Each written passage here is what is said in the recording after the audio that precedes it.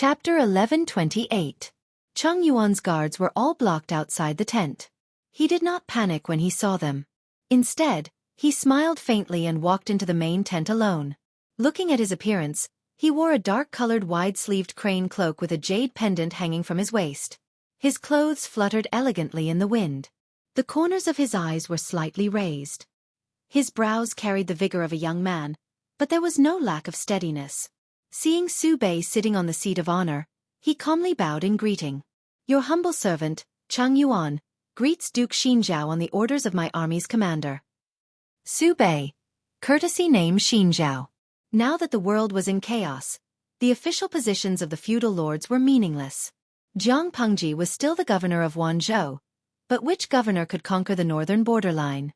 Not only did he cripple the northern borderline, but he also occupied their territory. Su Bei was the governor of Zhe County, but his territory was not limited to just Zhe County. There was also Hu County and half of Zhangzhou. The royal family was extinct. As one of the 5 countries, Dongqing had been destroyed in name and in reality.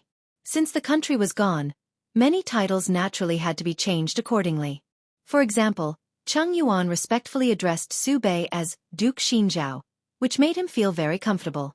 Of course, he could also address him as Duke Su, but that would violate the ancestors' taboo.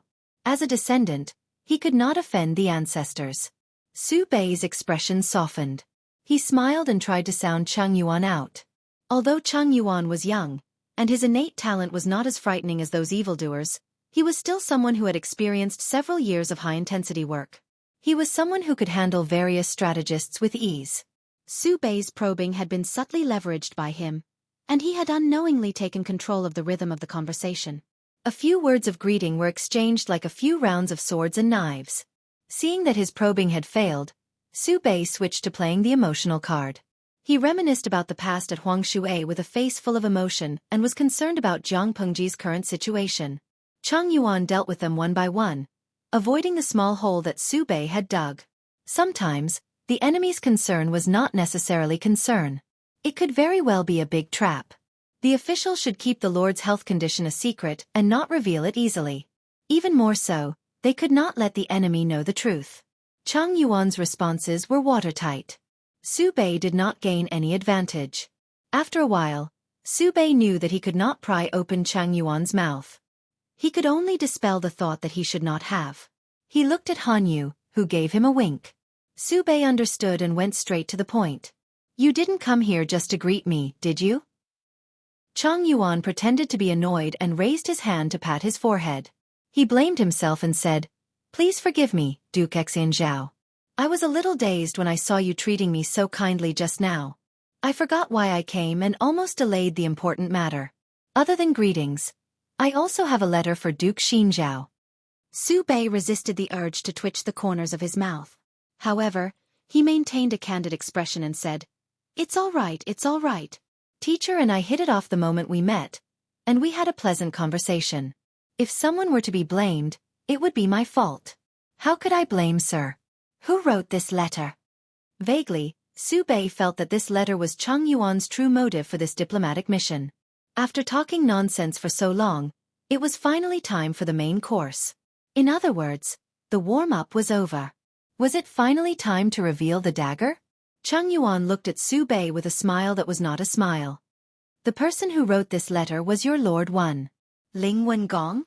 Su Fei?" Su Bei was also a man of superb acting skills. His reflexes were breathtaking. Upon hearing the name Su Fei from Cheng Yuan, Su Bei's eyes immediately reddened, as if he had recalled a sad past. When an elder brother heard that his younger brother had died in the prime of his life, anyone with feelings for him would definitely feel terrible. "I heard that Ling Wengong has already passed away." Su Bei's voice was hoarse, and he seemed to be choking with emotion. Cheng Yuan sighed. Ling Wengong, he used silk as a piece of white silk and hung it on a large tree in a farmer's courtyard. He then stepped on a stool and hung himself. He committed suicide. As soon as he finished speaking, Su Bei burst into tears, calling out Su Fei's name. Many people were infected by his sorrow, and their eyes silently reddened. Su Bei wept bitterly as he said, "Ling Wengong and I were as close as brothers. The scene of us studying together in the past is still vivid in my mind. At the poetry gathering, we held hands and traveled together. Along the winding stream, we drank wine together. We were originally of the same clan. Although there was discord, it was not to this extent. No matter who it was, upon seeing Su Bei's heartfelt weeping, even if one's heart was made of iron, they would still melt. Cheng Yuan's face revealed a look of sympathy, but no one knew what he was thinking in his heart. Duke Xian Zhao and Ling Wengong had a deep brotherly relationship. Now that he has passed away, I hope that Duke Xian Zhao will not be too sad. The other officials under Su Bei's tent also consoled him. Only then did Su Bei stop crying and restrain the grief on his face. He asked Cheng Yuan, "Did teacher bring Ling Wengong's will?" Cheng Yuan retrieved a letter from his bosom. Han Yu took the letter and passed it to Su Bei. Su Bei hurriedly opened it, but there was only a piece of bamboo paper stamped with Su Fei's personal seal. Apart from the seal, there was not even a stain on this piece of paper, not to mention a single word.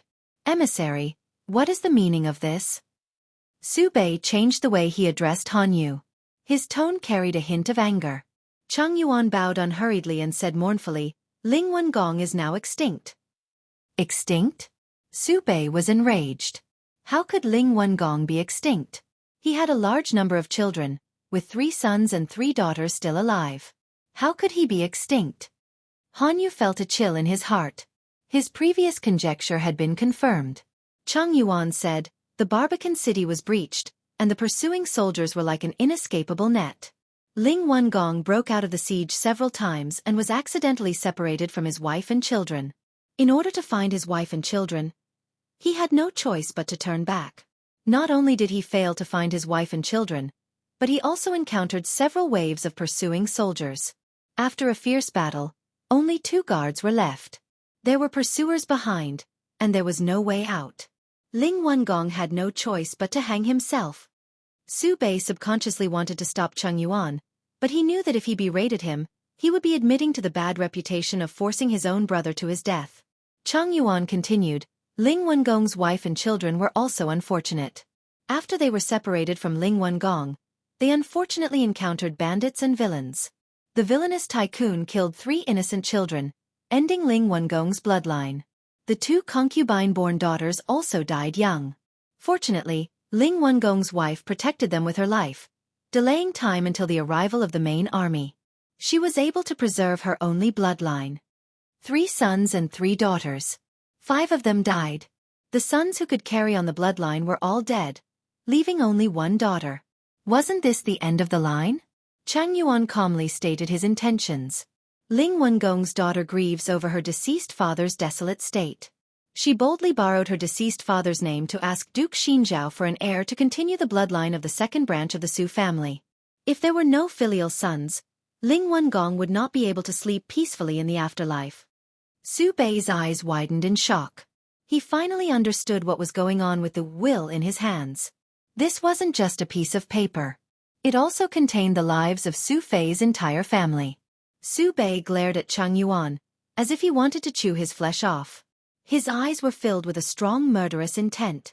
Cheng Yuan was neither sad nor happy. He was like a hermit who had nothing to do with this matter, coldly observing the various expressions of the crowd.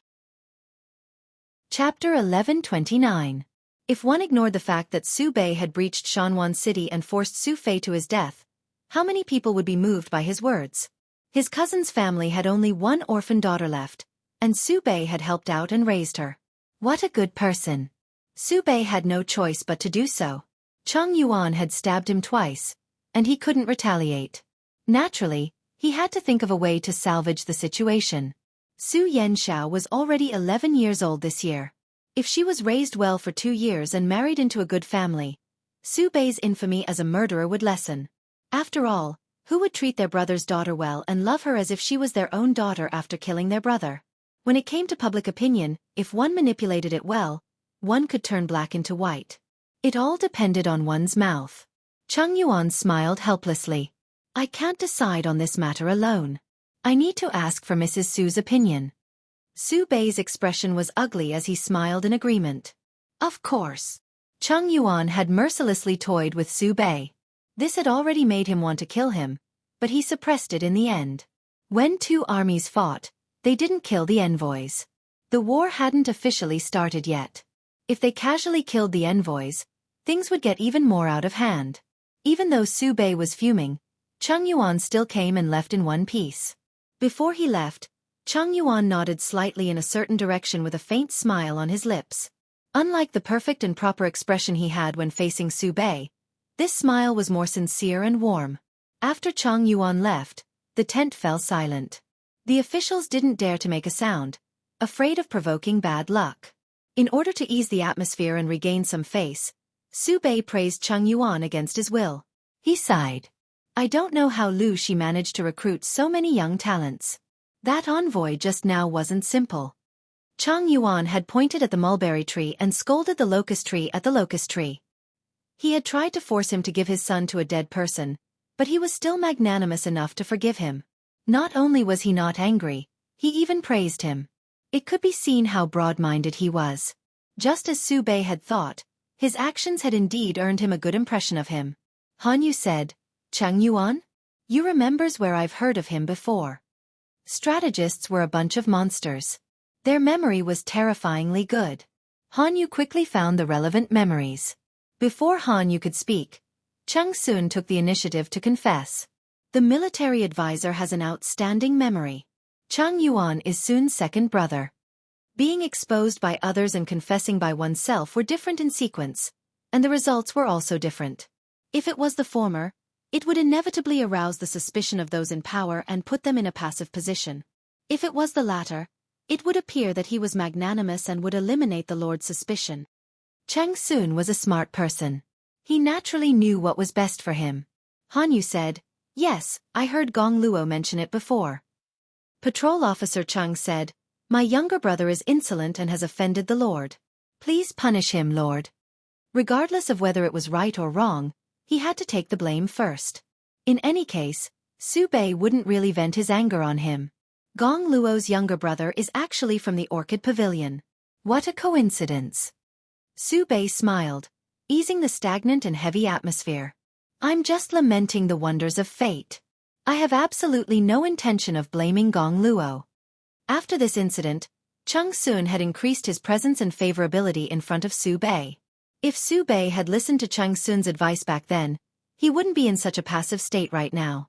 How could Cheng Yuan's visit be for the sake of greeting or delivering a letter? He was clearly here to collect a debt. He abruptly exposed Su Bei's crime of forcing his brother to his death. Then, he further exposed the fact that his brother's bloodline had ended because of him. The most extreme was to adopt an heir.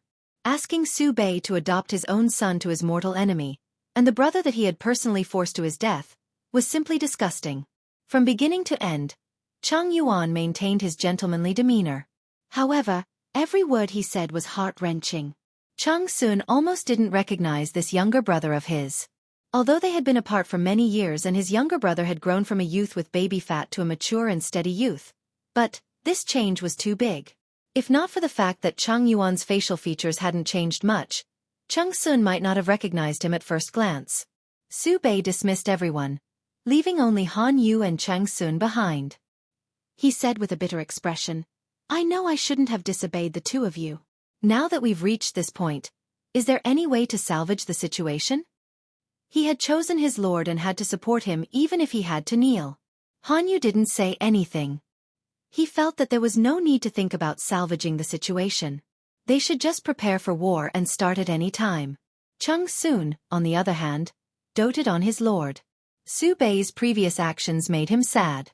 Now that they were close and trusted each other, he was overjoyed. He completely forgot about their previous disagreements. Sun, I have a plan. It might work. Cheng Sun secretly glanced at Han Yu. When he saw that Han Yu didn't look displeased, he mustered up his courage and said, My lord, why don't you write a secret letter to Lu Shi and tell him the pros and cons? If the two families fight, it will only benefit others. There was no need to say who this others was. The three most powerful feudal lords in Dongqing were Jiang Pengji, Huang Song, and Su Bei. Although Yang Tao still occupied half of Zhangzhou, he had already developed his foundation in Nanqing. It was a joy to expand his territory, so he wasn't included. If Su Bei and Lu Shi fought, Huang Song would definitely be happy to see it happen. He might even secretly stab them in the back. Xubei said, "What Gong Luo means is that I should take the initiative to shake hands with Lanting and make peace?" Cheng Sun said, "Huang Song has disagreements with her, but my lord is indebted to her. Why don't the two families work together to kill Huang Song first?" Xubei frowned and said, "I'll try." Han Yu didn't think so. If Jiang Pengji really wanted to kill Huang Song first, she would have done so in Songzhou. She must have thought it through carefully before choosing to make things difficult for Xubei. Why would she change her mind just because of a secret letter from Xubei? How was this different from changing orders all the time? He thought that this urgent letter would take at least half a month to reach Jiang Pengji. But in reality, it only took 10 days. It wasn't that the letter was delivered quickly, but that the messenger met Jiang Pengji halfway. She gathered 100,000 troops and led them to the south. When the messenger saw this battle formation, his scalp went numb. Whose letter is it? Jiang Pengji didn't wear her casual clothes for long. After resting for a while, she put on her armor. There was an exquisite black sword in its scabbard at her waist. The origin of this sword was mysterious. The audience in the streaming room had never seen her pull it out. They were curious at first, but they forgot about it after a while. Qiguan Rang fanned himself lightly and smiled. "I believe in Zhao Gong." Feng Jin took over Qiguan Rang's job and managed Chongzhou. He also assisted Sun Wen in managing Beizhou, northern borderline. Before he could be happy for 2 days, he was dragged to the battlefield by Jiang Pengji. "Qiguan Rang, I believe in Zhao Gong?" Jiang Pengji had a sour expression on her face. "Xubei is Xubei. Why are you calling me male and female?" Qiguan Rang, if he didn't know that his lord had studied in Langi for 3 years, he would have doubted her education just by hearing these vulgar words. What male and female? These are honorifics. He thought that his lord had learned from Yuan Jing and must have a good opinion. He didn't expect her to say such vulgar words. This was his lord. He had to support her even while kneeling. "I definitely can't stand people calling me Lanting Duke." At this time, a bunch of comments floated in the streaming room. "If I don't call you Lanting Duke, should I call you Lanting Mother?" If they weren't separated by dimensions, Jiang Pengji really wanted to beat up this group of idiots. Jiang Pengji opened the secret letter and read 10 lines at a glance. Xubei wants to form an alliance with me and share the world," Qiguan Rang said. "He's asking for peace and stalling for time." Jiang Pengji picked up her brush and wrote a reply in one breath. Her brush moved like a dragon and snake. The letter was very short. There were only a few words. Chapter 11:30. I want 100% of the 9 states and 4 seas.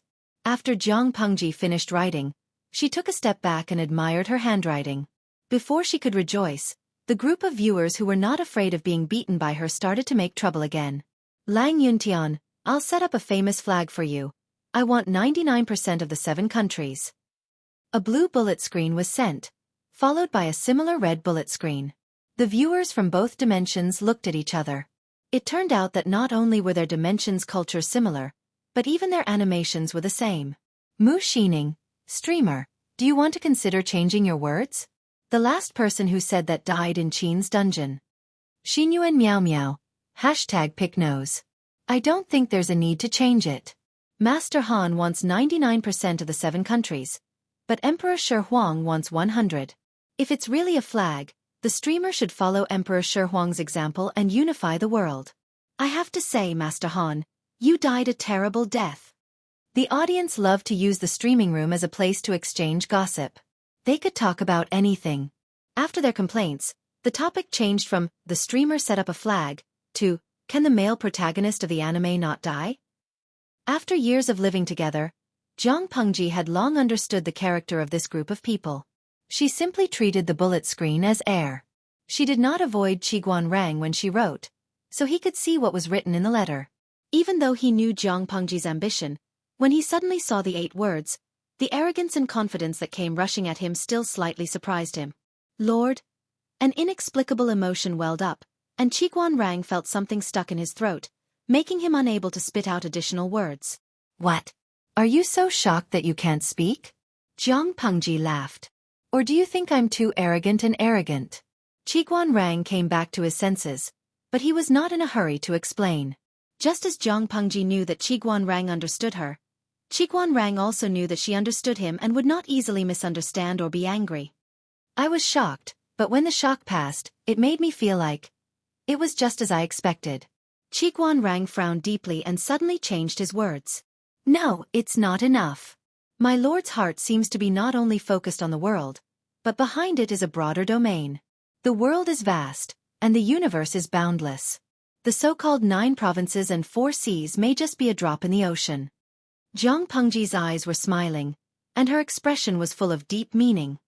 If we jump out of this fence, we might really be able to find that place.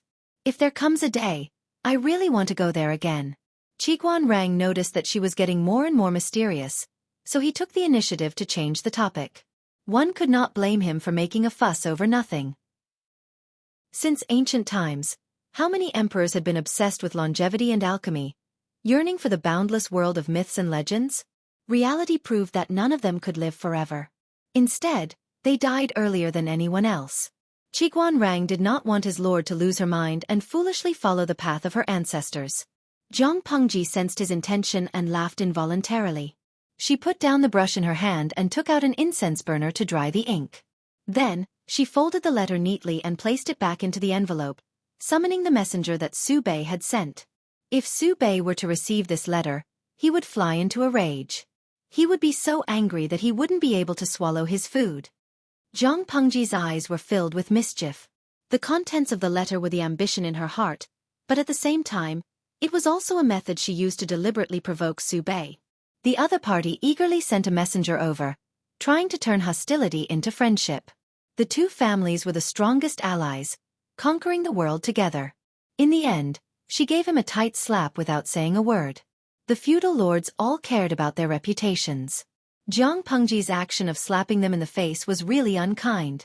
Those who were narrow-minded would be angered to the point of death by her. Qiguan Rang could not help but laugh. Suddenly, he felt some sympathy for Su Bei. Meeting such an opponent, perhaps they had a feud in their previous lives. As long as my lord likes it. Qiguan Rang's tone was calm, but his eyes carried a hint of undisguised helplessness and amusement. She sent someone to deliver the letter to the messenger. Wei Ci was outside the tent, requesting an audience. Zi Xiao is even more punctual than the sundial. Qiguan Rang mentally calculated the approximate time. He stood up and smiled. I will take my leave first. He was rather perceptive and tactfully gave the two of them some space. Wei Ci turned to the side and watched Qiguan Rang leave. Their gazes met in the air and they quickly separated. Like a gentle breeze blowing through the green water, after ripples appeared, it quietly returned to a peaceful state. Qiguan Rang was wary of Wei Ci, but he was completely loyal to his lord. For the time being, there was nothing suspicious about him. Zi Xiao is stalking us again? Zhang Pengji's words had a double meaning. On one hand, she teased him about whether he was jealous of Qiguan Rang. On the other hand, she teased him about the timing of feeding her 3 meals. Wei Ci carried a box of food in his hands. Even though it was tightly covered, one could smell the appetizing aroma of food when they got closer. Wen Zhang is too indulgent towards my lord. I can't be at ease. Wei Ci put down the box of food and brought out a few steaming hot plates of food. The way to keep in good health is to persevere. If you are always hungry and full, your appetite won't be good when you're older. It will affect your lifespan. Wei Ci avoided the main point and dwelled on the trivial, avoiding Zhang Pengji's teasing. Cuff. How old am I? You're already thinking about how to keep in good health after I'm 70 or 80. Wei Ci glanced at Zhang Pengji and said mercilessly, My lord is so unrestrained.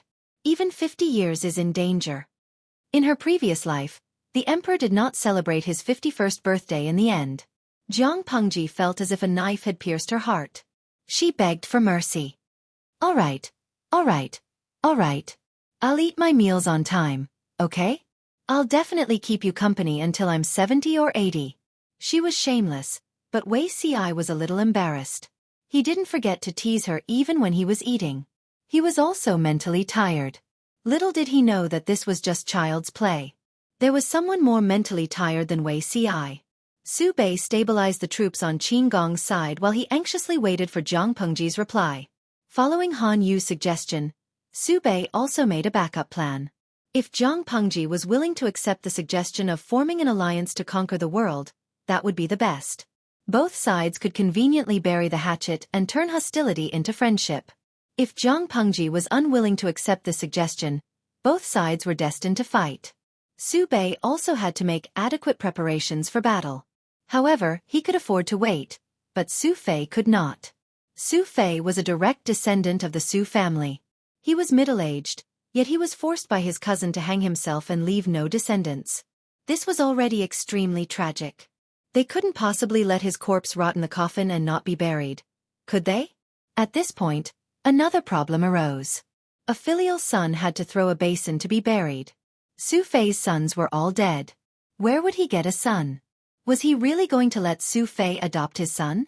Su Bei was 10,000 times unwilling. In the end, he could only choose a compromise. It still disgusted Su Bei to no end. He pinched his nose and welcomed the coffins of Su Fei and the others. With Qin Gong's help, Su Yanxiao carefully collected the corpses of her parents and siblings. 2 large and 5 small coffins. 7 coffins. She was the only one left of the large family that had been in constant conflict not long ago. Su Yanxiao, who was already thin and dressed in plain hemp clothing, was now so haggard that it was scary. "You don't have to worry about me going back?" Su Yanxiao was Su Fei's only remaining eldest daughter. She definitely could not be absent from the burial of her deceased parents. However, the Su family's land was in Xueqi County. If she returned to Xueqi County, she would no longer have freedom. Chapter 1131. In ancient times, people matured and became sensible at an early age. At the age of 11, one could already be considered half an adult. Su Yanxiao had always been intelligent. At the age of 6, she had been learning how to manage the inner courtyard from her mother. She had seen too much internal strife and intrigue within the inner courtyard. Her mind could not be measured by the standards of an ordinary 11-year-old girl. She knew her situation. Her eldest uncle was the main culprit behind her father's death. Her mother had also been indirectly forced to her death. In short, Su Bei was not only her eldest uncle, but also the enemy who killed her parents. Who would feel at ease letting an enemy take care of them? Su Yanxiao had the same worries. Qin Gong sat upright and looked at the young girl in mourning clothes in front of him. His heart was filled with hesitation. Xian Zhao Gong would not dare to mistreat you. If something were to happen, he would do his best to protect you.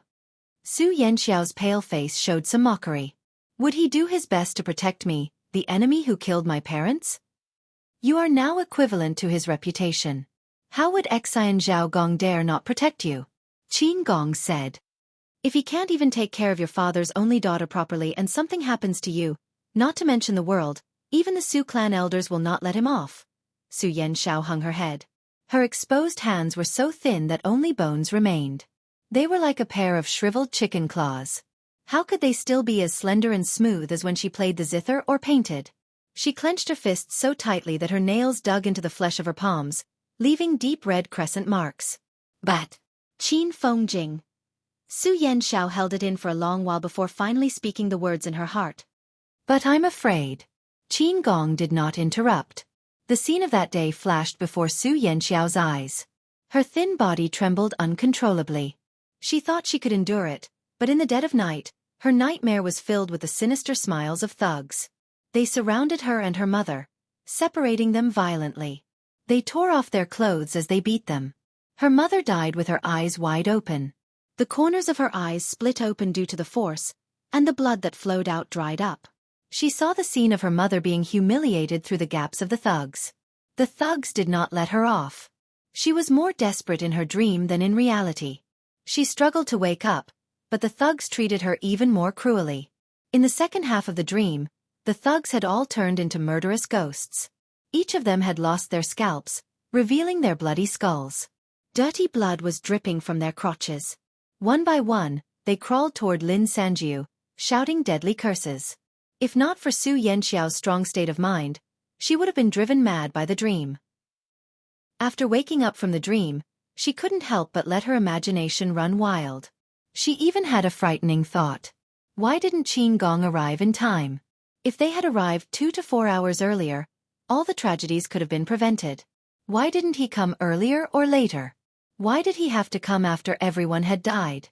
Su Yanxiao's rationality told her that such a thought was too ungrateful, but she couldn't restrain herself. When she regained her senses, she felt that she was like a devil. Her face was even uglier than the concubines in her father's backyard. Qin Gong was silent for a moment, then he said in a low voice, "What is Madame Su afraid of? Can you be honest with me? I've always felt that. I'm afraid that I'm destined to wander from place to place." Su Yanxiao smiled faintly. No matter how well Su Bei treats me, can he treat me better than his own daughter? Although I'm a girl, I know that the world is in chaos. The feudal lords are greedy people. How can they be satisfied with what they have now? If I go to Su Bei's side, how many years can I live in peace? Or a few months? In the end, when the enemy attacks the city, I'll be abducted by thugs? When that time comes, will there be another Qin Fengjing in the world who will arrive in time to save me? Was this the fate of all women in this chaotic world? As a woman, should she accept such a helpless fate? She had no choice but to compromise and break her proud and unyielding character in order to survive in this chaotic world. Finally, Su Yanxiao hesitated, but still asked him, "Why did you arrive late that day?" Qin Gong lowered his head and told her the truth. He didn't rush over that day to save Su Yanxiao. He came for Su Fei's corpse. If not for heaven's eyes, Su Yanxiao would have been there. He didn't know when he would have found her. "I'm asking." Su Yanxiao took a deep breath and enunciated each word clearly. "Why did the army arrive at Shanqing so late?" Qin Gong's eyes revealed a trace of confusion. "I've already said it." He never thought of suspecting Jiang Pengji, much less Su Fei. But Su Yanxiao was different. "I want to know why Lu Shi would be so generous to borrow 10,000 troops? Why did he borrow 10,000 troops and arrive at such a coincidental time? If there were too many coincidences, it would inevitably arouse suspicion. 10,000 troops were like cabbages. How could he borrow them just like that? Qin Gong was her father's most loyal official. Why would he switch sides at the last minute? Why did the 10,000 troops rush to Shanqing at such a good time? Su Yanxiao had been busy keeping vigil for her deceased parents. The temporary mourning hall was empty and quiet. She couldn't help but think too much. These doubts were like her nightmares, strangling her in a death grip. Qin Gong didn't hide anything and told her in detail what he knew. In the end, he added dejectedly, "I'm sorry.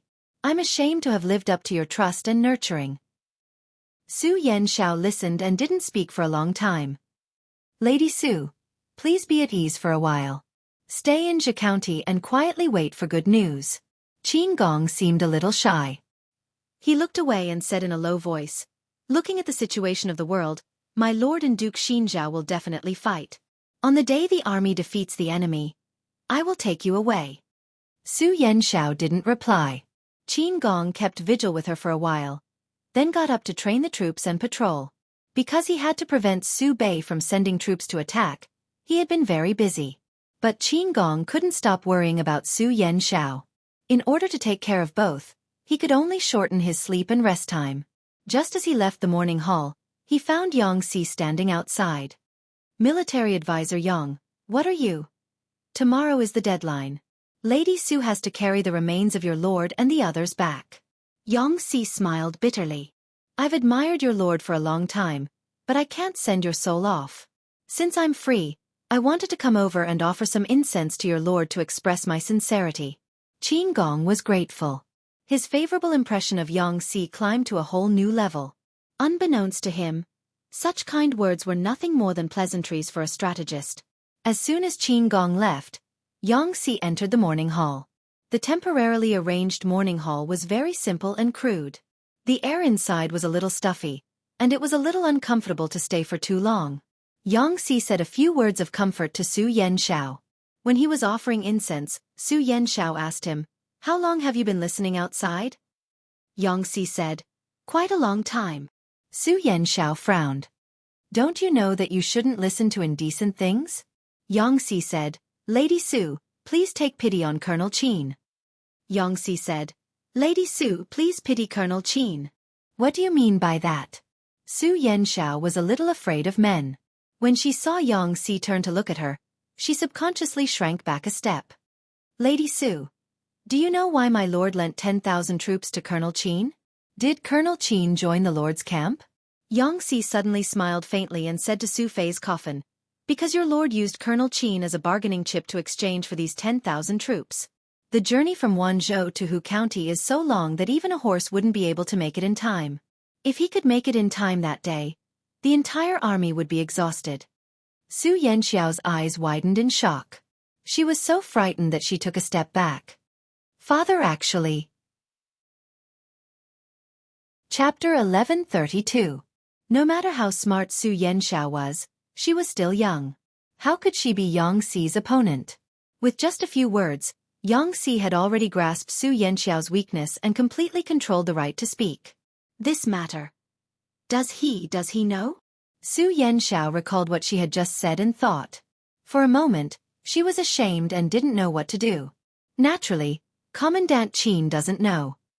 Yang Si smiled and said, Lady Su, why don't you put yourself in his shoes and think about it? If you were Ling Wengong, would you let Commandant Qin know how he borrowed these 10,000 soldiers? According to Colonel Qin's temperament, if Ling Wengong hadn't schemed against him in secret, how could he have switched sides? Colonel Qin also said that he wished he could imitate his father and brothers and fight to the last drop of blood for his former master, Ling Wengong. The more loyal Qin Gong was, the more sinister Su Fei's schemes were. Whether it was Qin Gong or the Qin Consortium, they didn't owe Su Fei or the Su Consortium anything. His father and brothers had all died in battle, and Qin Gong was unknowingly sold off by Su Fei for a high price in exchange for 10,000 reinforcements. If Su Pei hadn't gone crazy and attacked first, Su Fei's wishful thinking would have succeeded long ago. He would have even brought his entire family to safety. Now that he had fallen to such a state, he couldn't blame anyone. He could only blame himself for not having enough luck even though he had calculated everything. Yang Si had a sense of propriety. Lieutenant Qin has been extremely benevolent to Lady Su, don't you think so? Su Yanxiao lowered her eyes in disappointment. She looked at the coffins in the morning hall with a blank expression. After a long while, Su Yanxiao asked Yang Si softly, Will sir tell him about this? I'm not a talkative person. Why would I publicize this matter? Yang Si said, however, there's no such thing as an impenetrable wall in this world. If Commandant Qin found out from somewhere, or if he figured it out himself, who knew? However, by that time, Colonel Qin would have already accepted reality and wouldn't have given up on himself just because his old master had abandoned him. My master, Lu Shi, is very open-minded. Colonel Qin is talented and she will cherish you. Su Yanxiao heard a trace of resentment and contempt from Yang Si's words. Qin Gong was talented and loyal. Which master wouldn't like him? However, Su Fei had lied to Qin Gong and tricked him into going to Wanzhou, using him as a bargaining chip in exchange for 10,000 reinforcements. How could this be called cherishing? Su Yanxiao smiled bitterly and said hesitantly, Thank you, sir. Yang Si's words perfectly dispelled Su Yanxiao's suspicions. What right did she have to doubt Qin Gong? It was not Qin Gong's own will to switch sides. For the sake of Su Fei's branch, he had lost almost everything and everyone he could. Poor Qin Gong, he was still kept in the dark, and was still brooding over the fact that he was late. Thinking of this, Su Yanxiao could not help but cover her face, as if doing so could lessen the shame in her heart. She didn't notice when Yang Si left. When she came back to her senses, night had fallen. The cold air blew in through the gap of the curtain, making the morning hall a little more gloomy and terrifying. Su Yanxiao raised her hand and patted her cheeks. She calmed her mind and devoutly burned incense and recited scriptures for her deceased mother. Another half an hour passed. Lady Su. Was this Qin Gong's voice? A trace of panic flashed through Su Yanxiao's heart. She faintly did not know how to face Qin Gong's shame. This shame was not only because of Su Fei's scheme against Qin Gong, but also because she had spoken without thinking and unintentionally hurt Qin Gong. Lady Su. Qin Gong called out again. His voice was a little louder than before, sounding a little anxious. Feng Jing, come in. Su Yanxiao then remembered that because of her previous encounter, she was afraid of men like a tiger. The soldier who brought her food for the first time was seen as a scourge by her. After that, the person who brought her food became Qin Gong. Qin Gong got permission and opened the curtain to come in. He was carrying a food box in his other hand. Su Yanxiao glanced at the sky outside and asked casually. "It's so late." Qin Gong said rather shamefully, "There were many military matters today, so I wasted some time. As a result, the food was a little late." "That's not what I meant." Su Yanxiao lowered her head. Originally, she was just surprised that time passed too quickly. After hearing Qin Gong's words, it seemed like she was complaining that he delivered the food too late. Military matters are more important. How can I ignore official business for personal reasons? This is just a small matter. It's fine to eat later. Although it was delivered late, the food was steaming hot. There were 4 vegetarian dishes and a bowl of mushroom and egg soup. Su Yanxiao did not have much appetite. When she inadvertently saw Qin Gong's concerned gaze, she was startled and tried to finish all the food. "Feng Qin Gong saw that Su Yanxiao had something to say. As he tidied up the food and cutlery, he gestured for her to speak with his eyes. Su Yanxiao asked softly, "Bai Ri, you said that you would come and pick me up after defeating the enemy. Is that true?" Qin Gong was shocked at first, then he said solemnly, "Of course it's true. Even if I have to risk my life, I will protect Lady Su." When Su Yanxiao heard this, she did not feel good. "Your lord is no longer my father. You have to be more careful with your words and actions," she said. "Feng Jing also has to think for yourself." Qin Gong knew that she was concerned about him. He could not help but feel happy. He said, "Even if Lady Su does not say it, I know what to do. My lord is not a narrow-minded person. She will not blame me for this. Lord Wen treated me well. Although my soul has passed away, I still owe him a favor. How can I turn my back on him and disregard the safety of my old lord's descendants? As long as I do not cross her bottom line, my lord will allow it. If the old lord had just died and he flattered the new lord, or even hit the old lord's descendants when they were down, this kind of person would be bitterly disappointed." Su Yanxiao saw that Qin Gong was not affected by her previous words and sighed in relief. With Qin Gong's company, she was not as fearful of the future. On the morning of the second day, the sky had just brightened when the sound of horse hooves came from outside the camp. This was sent by Su Pei to receive the corpses of Su Yanxiao and Su Fei. Su Yanxiao used clean water to wash her face. She was still dressed in mourning clothes. She lifted her hands and hugged the memorial tablets of her deceased parents. In order to show her sincerity, Su Pei even sent an old official to receive her. "Lady Su, please." The old official was a middle-aged man in his 40s. He wore wide sleeves and a wide belt. He had an elegant demeanor and a clean beard on his face. He had the air of an immortal. Su Yanxiao looked at him expressionlessly. She then shifted her gaze to the carriage. "No, as a daughter, I'm grateful for the kindness of my deceased father and mother. Unfortunately, they have passed away. An unfilial daughter can't do much for them, but I can't skip this journey." She looked at the old official and said, "Please show me filial piety first." Old official Su Pei's expression froze. He tried to dissuade her. "Lady Su, my daughter has already made up her mind. Please fulfill my filial piety." Su Yanxiao wanted to walk step by step to Mountain Barbican City. Chapter 1133. Minister Su Pei revealed a displeased expression, but he couldn't force Su Yanxiao either. If he allowed Su Yanxiao to walk to Mountain Barbican, what would the world say? Not only did he force her entire family to die, he even wanted to mistreat his only daughter? If he didn't allow it, the rumors in the outside world would be even worse. Minister Su Pei scrutinized Su Yanxiao's face. Seeing her resolute gaze, he knew that there was no room for discussion. "It's time. Let's go." Su Yanxiao walked at the front of the procession. She held Su Fei's and her mother's tokens in each hand. Her mourning clothes were very loose, and she wore a long and wide white cloth on her head, making her look even more frail. Due to the rules of mourning, she only wore coarse stockings and straw sandals. The road was uneven, and there were gravel everywhere. It had rained last night, so many places were filled with puddles and mud. It was easy to imagine how much suffering Su Yanxiao would have to endure if she insisted on walking. Minister Su Pei saw that she wouldn't come to her senses. He swung his sleeves angrily and spoke with a gloomy expression.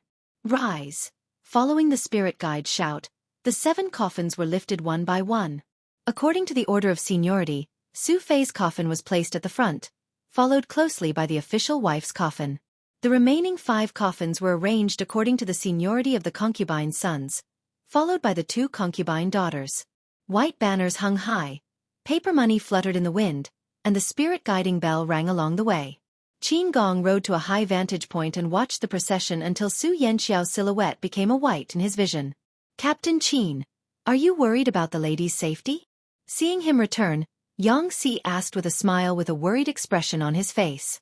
Qin Gong nodded honestly. "I am indeed a little worried." To Su Yanxiao, Su Pei was no longer her uncle. He was the culprit who had forced her father to his death and indirectly caused her mother's death. How could Qin Gong be at ease letting the 11-year-old Su Pei go alone into an environment filled with evil intentions? Yang Si said, "Lady Su is still young, but she has a sharp mind. Compared to her, Captain Qin is the more worrying one."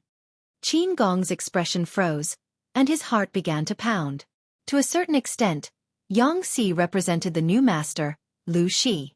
If he was dissatisfied, the new master would not have a good time either. Qin Gong did not know what he had done to annoy Yang Si. He cupped his hands nervously. "I'm young and immature. Please give me some pointers."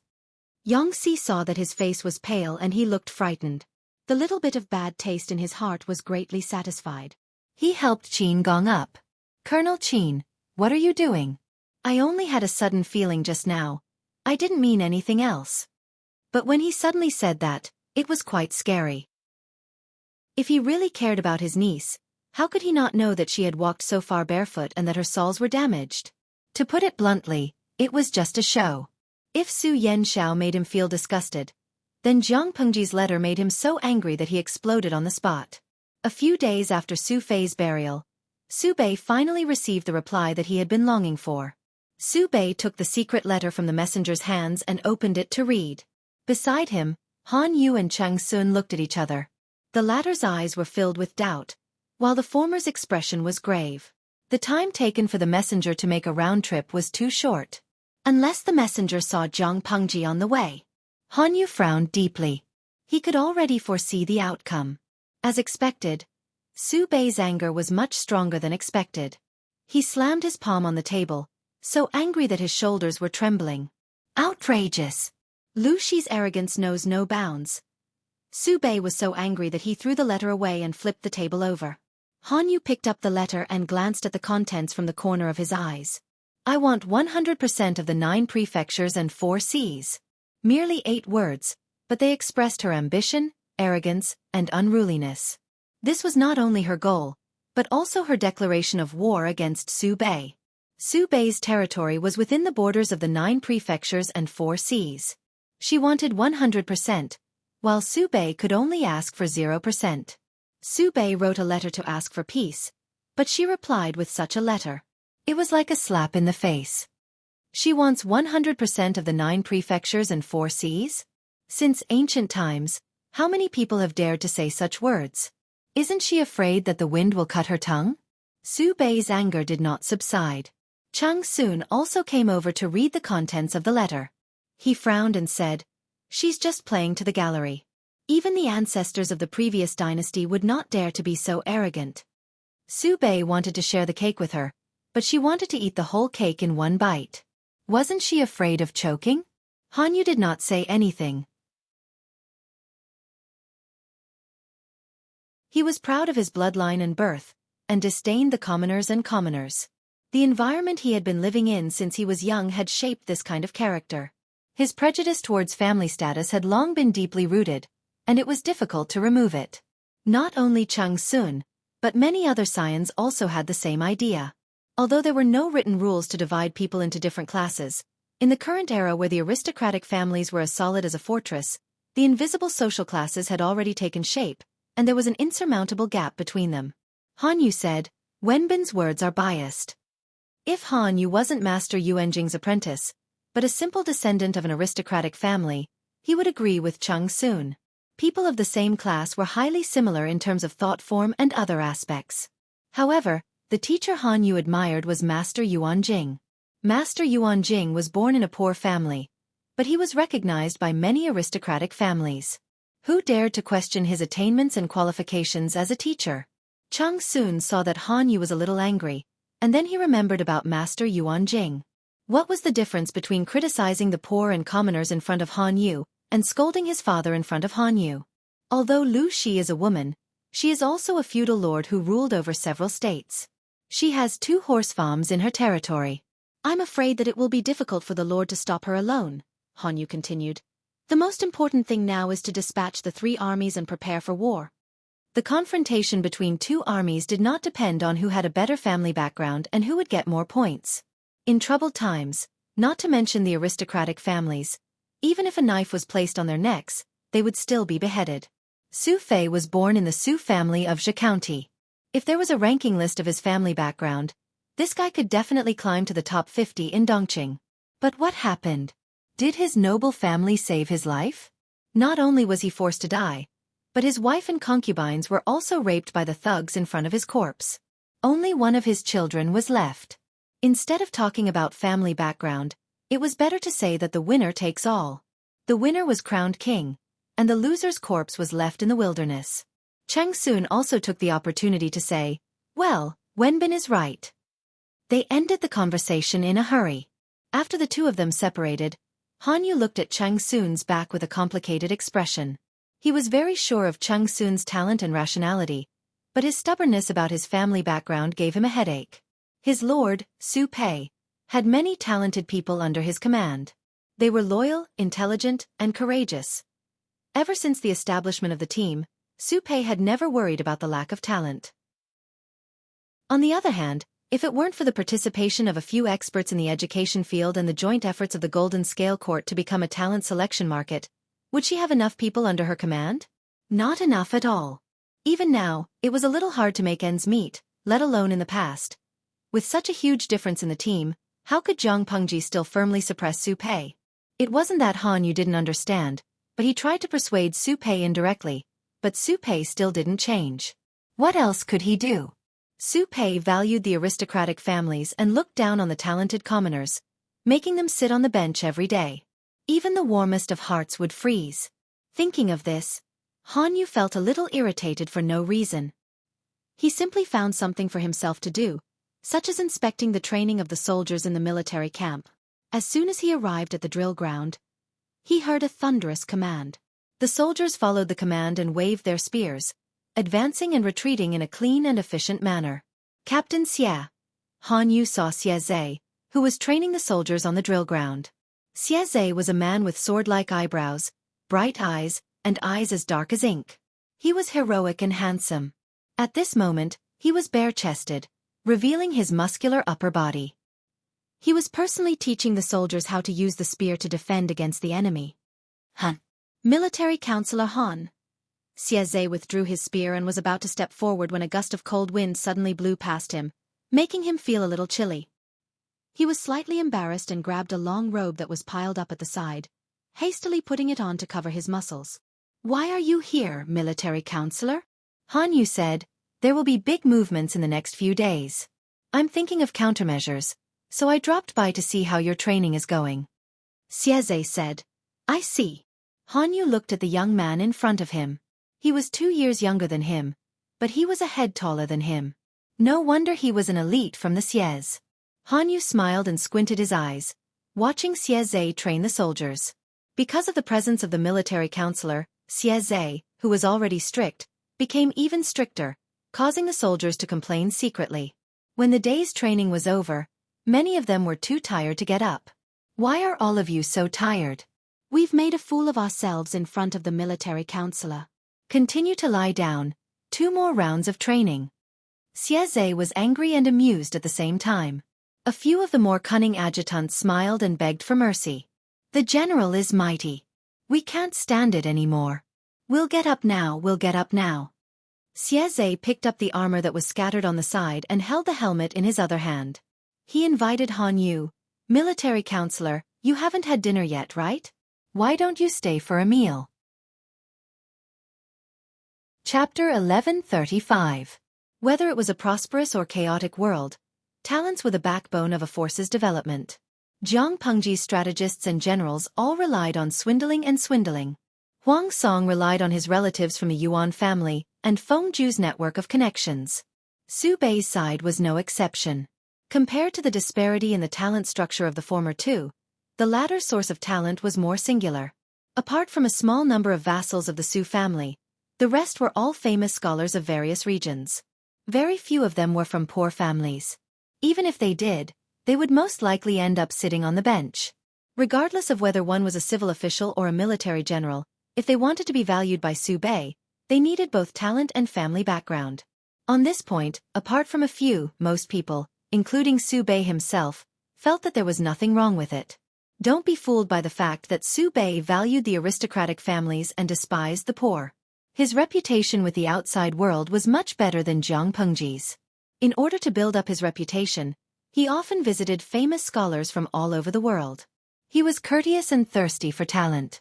Now that he had made a name for himself and everyone was praising him, the rest would be easy. Like a blooming flower, the fragrance it emitted attracted countless bees seeking nectar. Only when famous people pledged their allegiance would they take the initiative to visit. After a round of selections, Su Bei's team of civil officials had basically taken shape. Su Bei was a picky person and had a slight obsessive-compulsive disorder. Most of the civil officials were of noble birth, but not all of the military generals were boorish men, right? Hence, Su Bei's team of generals was also an all-star lineup. It was incomparably luxurious. Take Xie, for example. He was born in the Xie clan, and in terms of family background, he was able to suppress all the military officials and strategists. He was almost comparable to his lord, Su Bei. If this had happened more than 20 years ago, during the golden age of the Gongning Xie family, even Su Bei would have been inferior to him. No matter how one looked at it, Su Bei was someone who knew how to run a business. Of course, knowing how to run a business did not mean success. It wasn't impossible to play the worst possible scenario with the best cards in hand. Counselor, are you not going to eat? Is it because the food in the camp is too coarse? Xie chewed the vegetables and ate the rice, finishing the 2 big bowls in no time. His movements were neat and tidy, and the plates were even cleaner than his face. He only put down his chopsticks after he was 80% full. Seeing that Han Yu was preoccupied and had no appetite, she couldn't help but show her concern. Han Yu came back to his senses and looked embarrassed. No, I was worried about something else. I was too engrossed in my thoughts. He picked up his chopsticks and ate 2 mouthfuls. The coarse rice grains were still a little raw, and the cold and hard-dried vegetables made him a little uncomfortable. Out of the corner of his eye, he saw that Xie's table was empty except for a bowl of clear soup with egg drops floating on it. Both of them had the same food. Han Yu tasted nothing, while Xie ate happily. Commandant Xie's eccentricity makes me feel ashamed. Han Yu almost forced himself to finish the food. The more he did so, the more he appreciated Xie. Xie wasn't stupid either. He understood immediately. He smiled and said, I'm used to it. The food in the army is not bad. Xie was of noble birth, but the Xie family was a family of martial arts. Naturally, it was different from other families. In an environment where Confucianism was revered, most of the Xie family's disciples were military strategists, and the books they studied were mostly related to military strategies. Now that the world was in chaos, Xie had been recommended to Su Pei's camp by a good friend. At such a young age, he was already the #1 general under Su Pei's command. Why were you worried just now, military advisor? Xie asked. If you don't mind, military advisor can tell me, and we can discuss it together. This matter has something to do with Commandant Xie, Han Yu said. Lu Shi has led his troops to the south and is heading straight for Zhe County, Hu County, and other places. A war is imminent, and it's almost unavoidable. In my opinion, it will be difficult for the Lord to resist Lu Shi's edge with just her forces. The people under the Lord's command also look down on Lu Shi. With such a mentality, I'm afraid they will suffer a great loss. Selfishly, perhaps they can find an alliance and use it to restrain Lu Shi. Jiang Pengji used alliances to break the deadlock. Naturally, Han Yu could use the same method to make her suffer. 2 against 1 was better than 1 against 1. Xie pondered for a while and asked, Military advisor, do you want to form an alliance with Huang Song? The feudal lords around Xueqi were either incompetent or had a grudge against him. Those who were incompetent were mostly swallowed up by Xueqi. Those who had a grudge against him, such as Yang Tao, who had half of Zhangzhou eaten up, were lucky that Xueqi didn't pick up his axe and beat him up. How could he want to form an alliance to fight Jiang Pengji? The only forces that were further away were Huang Song and the Nie family of Zhongzhou. The Nie family was temporarily out of the game and had to clean up their internal affairs. They couldn't join in for the time being. Huang Song was the only one left. Speaking of which, Huang Song had wanted to beat Jiang Pengji up for a long time. Han Yu nodded and said, although the grudge between Lu Shi and Huang Song in Songzhou and Qinzhou was successfully resolved, the conflict still exists. If it wasn't for the overall situation, the two of them would definitely fight. If something were to happen to the lord, the next feudal lord to be dealt with would certainly be Huang Song. Most of the strategists under his command are clear-headed. They wouldn't be unaware of the severity of the situation. Huang Song and the lord are already in a mutually dependent relationship. After Jiang Pengji got rid of Xueqi, the next one would be Huang Song. If Huang Song helped Xueqi fight Jiang Pengji now, it would be 2 against 1. The chances of winning were high. If she waited until she dealt with Xueqi, Huang Song would be helpless. Out of consideration for their own interests, the possibility of Xueqi and Huang Song forming an alliance was not low. Xueqi said, logically speaking, it's feasible. However, Huang Song is a treacherous person. He might not agree. To him, it's better to learn from the fisherman and wait until the Lord and Lu Shi are evenly matched. Then, he'll look for an opportunity to launch a sneak attack. In that case, it would be more worthwhile to severely injure 2 opponents at once. Han Yu knitted his brows with a heavy heart. Xueqi smiled and said, the military counselor is very afraid of Lu Shi. The civil and military officials under Xueqi looked down on Jiang Pengji's grassroots team, but Han Yu's style was different from the others. I had some interactions with Lu Shi when I was young. That person can't be judged by common sense. At this point, Han Yu paused and didn't continue. No matter how far away Jiang Pengji was, whenever Han Yu thought of her, he would think of the foot-washing water that flowed upstream. F***CK. F***CK. One day, he would feed her back. Xueqi echoed, sigh, underestimating the enemy in battle is a big taboo. The military counselor's worries aren't without reason. Jiang Pengji knew nothing about this. Even if she knew, she wouldn't be afraid. War wasn't a turn-based game where one's family background was the highest. Whichever family had a higher score would win.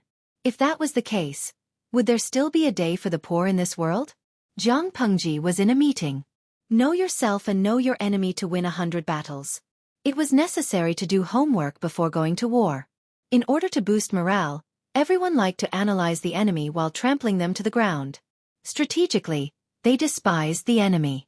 Tactically, they valued the enemy. The analysis started with Xueqi. Then they picked out the more famous civil and military officials. Needless to say, Han Yu was an old acquaintance. Wei Ci was his classmate. He even knew how old Wei Ci was, let alone the others.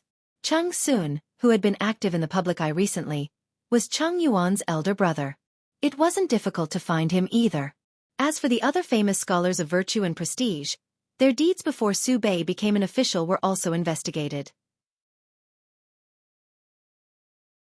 Chapter 1136. When she was done, she picked out the more famous generals under Su Pei's banner and analyzed them all. Xueqi. Jiang Pengji read out a name. There aren't many with the surname Xie in Dongqing with a good background.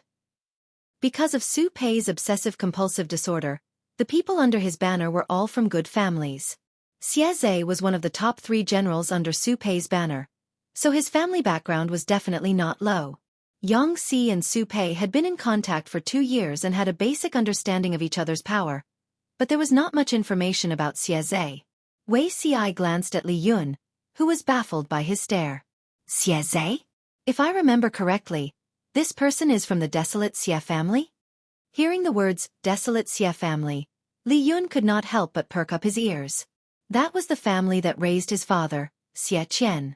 Jiang Pengji glanced at the booklet in her hands. According to the information, Xueqi was indeed related to the desolate Xie family. It should be.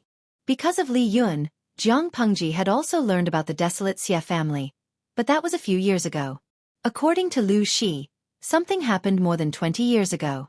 The desolate Xie family and the Langya Wang family faded out of the public eye at almost the same time. From that time on, the two families slowly recalled their sons who held important positions in the court, leaving only a few idle positions. I haven't seen the desolate Xie family in a long time. I didn't expect them to support Su Pei in secret. Jiang Pengji pouted, deeply doubting Lu Shi's judgment of the desolate Xie family. She was the one with the potential, but now she was relying on the opposing family. There must be an inside story, Wei Ci said with a smile. Wei Ci said with a smile. The biggest cheat he had in his rebirth was probably knowing the gossip of various families. If I remember correctly, Xie Zhe and Duke Xinzhao are brothers-in-law. Since he became an official, Duke Xinzhao is most likely related by marriage. Rather than helping an outsider, why not help one's own relatives? Brother-in-law. Jiang Pengji was surprised. Wei Ci said, Su Pei's wife was born in the desolate Xie family. She is the eldest daughter, and her younger sister was betrothed to Xie Zhe. Therefore, they are brothers-in-law. Many unforeseen events had happened in this life, causing many things to be different from the previous life, but most interpersonal relationships had not changed. Jiang Pengji said, I see. Wei Ci continued, speaking of which, this Xie Zhe and Han Mei are somewhat related. Li Yun, who was called out, was dumbfounded. The surprise of life is to suddenly have a relative. The atmosphere at the scene was so relaxed that it didn't seem like a pre-war analysis meeting, but more like a gossip exchange. Everyone listened with great interest. Li Yun's identity wasn't a secret, but he wouldn't go around announcing it. Therefore, many people didn't know about it. Who would have thought that the poor lad Li Yun, who everyone saw as an inspiration, was actually a tall, rich and handsome man? Han Mei's father, Xie Qian, was the eldest son of the Xie family. Now the leader of the Xie family is Xie Qian's younger legitimate brother and Xie Zhe is the leader's legitimate son. In terms of seniority, Han Mei is his cousin. Wei Ci said, the leader of the Xie family has 5 sons and 3 daughters. Xie Zhe is ranked 5th. Everyone was astonished. Their gazes towards Li Yun became even more passionate. If that's the case, if Uncle Xie Qian hadn't died that year, our Han Mei would have been the rightful successor to the Xie clan's patriarch. Dian Yan teased as he patted Li Yun's shoulder. Jiang Pengji also chimed in. Adding on the flaw of his family background, wasn't Li Yun the Prince Charming of the livestream room's viewers' dreams? Li Yun said embarrassedly, I'm afraid that what happened that year is a hurdle in my father's heart. This matter shouldn't be mentioned. Why was Xie Qian removed from the Xie family? Li Yun was well aware of the reason. It was all the fault of the evildoer who possessed his mother's body. That year, Xie Qian brought Li Yun and Wang Huijun to Hejian County to seek an audience with Master Chen, hoping to produce an evildoer who would take over the nest of the magpies. Unexpectedly, the evildoer discovered it one step ahead and acted first, attempting to silence Xie Qian. After the incident, she produced irrefutable evidence to falsely accuse Xie Qian of killing his wife and absconding. On the other hand, he climbed onto the throne of Dongqing's emperor. The Xie family was forced to hand over Xie Qian. At first, the Xie family supported Xie Qian with all their might. They searched for Xie Qian while contending with the Dongqing royal family. However, the woman from another world had many tricks up her sleeves. She relied on the items given by the system to set up several immortal traps. The Xie family could escape once, but they couldn't escape a second time. In the end, in order to clean up the mess, they could only take a step back and remove Xie Qian from the family. The Wang family, on the other hand, felt deeply ashamed. The most honorable lady of the Wang family was actually willing to become the concubine of the descendant of a cart driver. How shameful! In the eyes of the Wang family of Langya, the ancestors of the Dongqing royal family were cart drivers. Even if they sat on the throne and wore the dragon robes, they were still cart drivers who couldn't be seen in public. The woman from another world happily climbed onto the throne and entered the palace. Her methods of flattering and seducing the master were all heard by the families of Dongqing. She was full of tricks. It was even more exciting than pornographic novels. The noble lady of the Wang family, one of the twin beauties, actually took off her clothes and danced for the emperor in front of the palace maids. She took the initiative to use her mouth and hands to relieve the emperor and said those filthy words. The Wang family was deeply embarrassed. They could only choose to retire and use time to forget the shameful Wang Huiyun. They had no choice but to retire. They couldn't let others misunderstand the Wang family's upbringing, and that they could only produce playthings comparable to prostitutes. There were 4 noble families in Dongqing: the Feng family of Shangyang, the Wang family of Langjia, the Xie family of Ganning, and the Meng family of Cangzhou. Among the 4 families, the Feng family, the Wang family, and the Xie family had the longest history. The Wang family couldn't stand this kind of grievance. It was too shameful. Wang Huiyun was shameless, but the other ladies of the Wang family were. Since Li Yun had said so, the others naturally wouldn't pursue the matter to the end. At most, they gave him a smile that could only be understood but not expressed in words. The following gossip meeting. The pre-war analysis meeting basically centered around Wei Ci. None of the intelligence gathered was as detailed as he was. When it came to the relationships between the families, their temperaments, and their experiences, he knew everything that was written in the intelligence, and he knew everything that was not written in the intelligence. It was really an encyclopedia. Not only were the generals and officials listening with relish, but the audience was also listening happily. There was even an audience member who said, "If Beauty Ci was in our world, the #1 paparazzi wouldn't be a match for him." Zhang Pengji inadvertently glanced at him and secretly felt sorry for him. After the meeting, she turned off the streaming room and secretly asked Wei Ci, "How do you know so much?"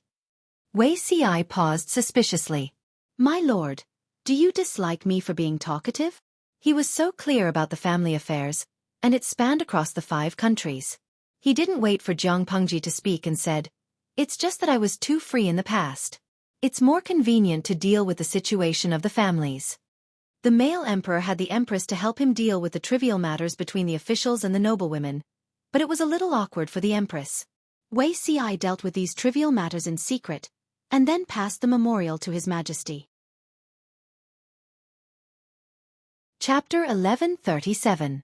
Seeing that there was no one around, Zhang Pengji deliberately lowered her voice and teased him with a smile.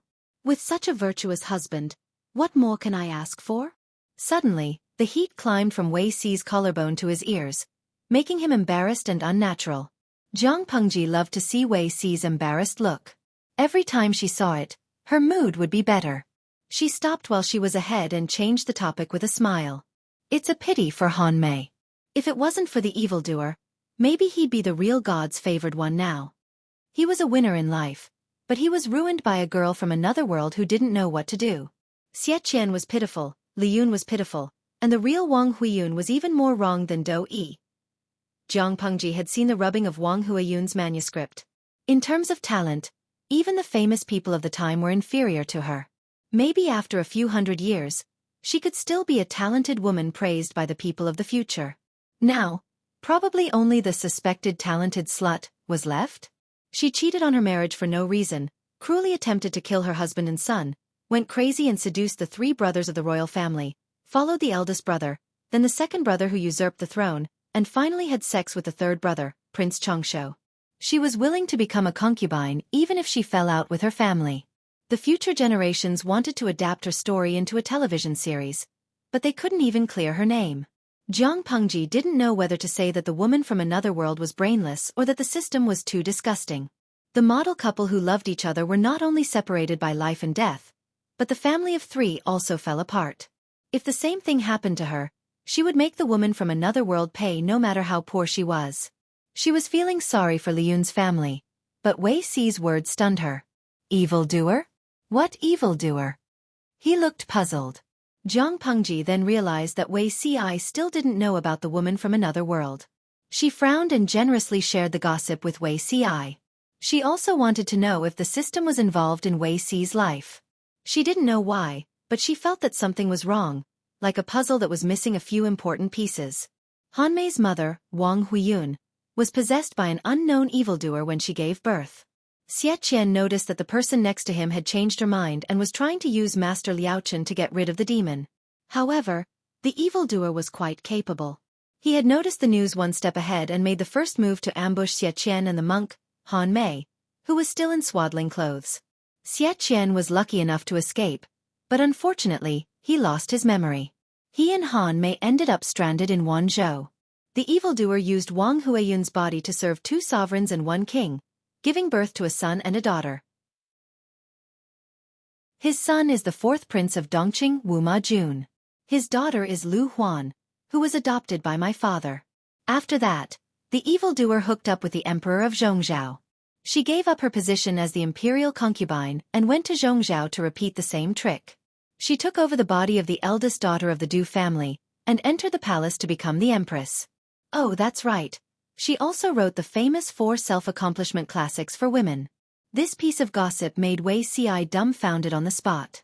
Fortunately, Jiang Pengji had closed the streaming room in advance. Otherwise, Wei Ci's blank and stunned expression would have been seen by other fairies. After a long while, Wei Ci regained his senses. What about being possessed by a demon? He could be reborn from the future and return to his youth. Such a strange thing had already happened, not to mention being possessed by a demon. Wei Ci carefully recalled the information related to Li Yun and said with certainty, "As far as I know, there are no traces of this evildoer. Come to think of it, there is really a hand called fate in the unseen world, pushing everything. How can it be so easy to change fate?" Jiang Pengji acutely sensed that something was wrong. "Zixiao, you mean, even if there was no evildoer, Han Mei's fate would not change?" Without the intervention of the evildoer, logically speaking, Li Yun should be the legitimate Zongzi of the Xie family. Indeed, as far as I know, Han Mei has always been Li Yun, and not Xie Yun. Wei Ci nodded, confirming Jiang Pengji's guess. This matter has to start from Han Mei's previous generation. Although there was no evildoer causing trouble, Xie Qian and his wife's lives were equally rough. In Wei Ci's previous life, there was no interference from the woman from another world or the system. The aristocratic families were still prosperous, but the Dongqing royal family was similarly rotten to the core. What was the tradition of the Dongqing royal family? There were only things that others could not think of, and there was nothing that they did not dare to do. Killing brothers, seizing sister-in-law, tarnishing the official's wife, humiliating the concubine's mother. How could it be summed up with the word chaos? However, the emperor only dared to bully the officials of humble origins. In the face of the imperial power, how could the commoners of humble families resist? Even if they tarnished their wives, they could not cause a ruckus. One year, during the general assessment, Prince Changshu sponsored an assembly. Xie Qian and his wife happened to be in Shangjing, and they also received an invitation. Coincidentally, the emperor was also dressed in a white dragon fish suit. At the assembly, he fell in love with the beautiful Wang Huiyun at first sight. Since then, he could not eat or drink, tossing and turning restlessly in bed. However, Xie Qian and his wife's backing was too strong. Even the emperor did not dare to touch them casually. In order to gain the emperor's favor, a eunuch by the emperor's side secretly gave him a rotten idea. Organize a hunting activity, use the hunting to send Xie Qian away, and then let the noble women of the royal family trick Wang Huiyun and make her submit. The emperor thought that Wang Huiyun would not dare to make a fuss for the sake of the family's reputation, and would swallow this grievance in silence. Unexpectedly, she was extremely ambitious. The emperor accidentally killed Wang Huiyun. When Xie Qian realized the truth, he lost his rationality and set up an ambush in the hunting ground to kill the emperor. Although the aftermath was done well, it was hard to guarantee that the truth would not be exposed. In order not to implicate the family, he could only pretend to fall off a cliff with his son and fake his death to hide in the forest. After the emperor's death, he was conferred the title of Emperor Yang of Qing. Emperor Yang's second brother, Prince Gongshun of Hejian, killed his eldest nephew and usurped the throne. The Xie family and the Wang family contributed greatly to the destruction of the Dongqing royal family. Although the time-traveling woman interfered, the fate of Xie Qian's family was not much different from the previous life. If not, Wei Ci would have noticed the difference between Li Yun and the previous life. It's not easy for Xie Qian. After hearing Wei Ci's words, Jiang Pengji felt a little more sympathy for Xie Qian. Where is the demon that my lord mentioned hiding now? Jiang Pengji laughed involuntarily and asked, "Why are you asking this? Are you going to run off to get rid of the demon?" Wei Ci nodded honestly and said, "I know a little about Shen Shu. Although I can't compare to Master Liaochen or Zhenren Liuru, but..." Jiang Pengji imagined the scene of Wei Ci carrying a peachwood sword and holding a talisman to catch the demon. She suddenly laughed out loud. Zixiao, you'd better be my strategist. That demon has been killed by me long ago. Is it your turn to save the damsel in distress? Jiang Pengji did not know the level of Wei Xi's Xian Shu, but he did not even notice the abnormality of the yin and yang jade pendant. If he met the time-traveling woman, not to mention getting rid of the demon, he might have been pressed to the ground by the demon and lost his chastity.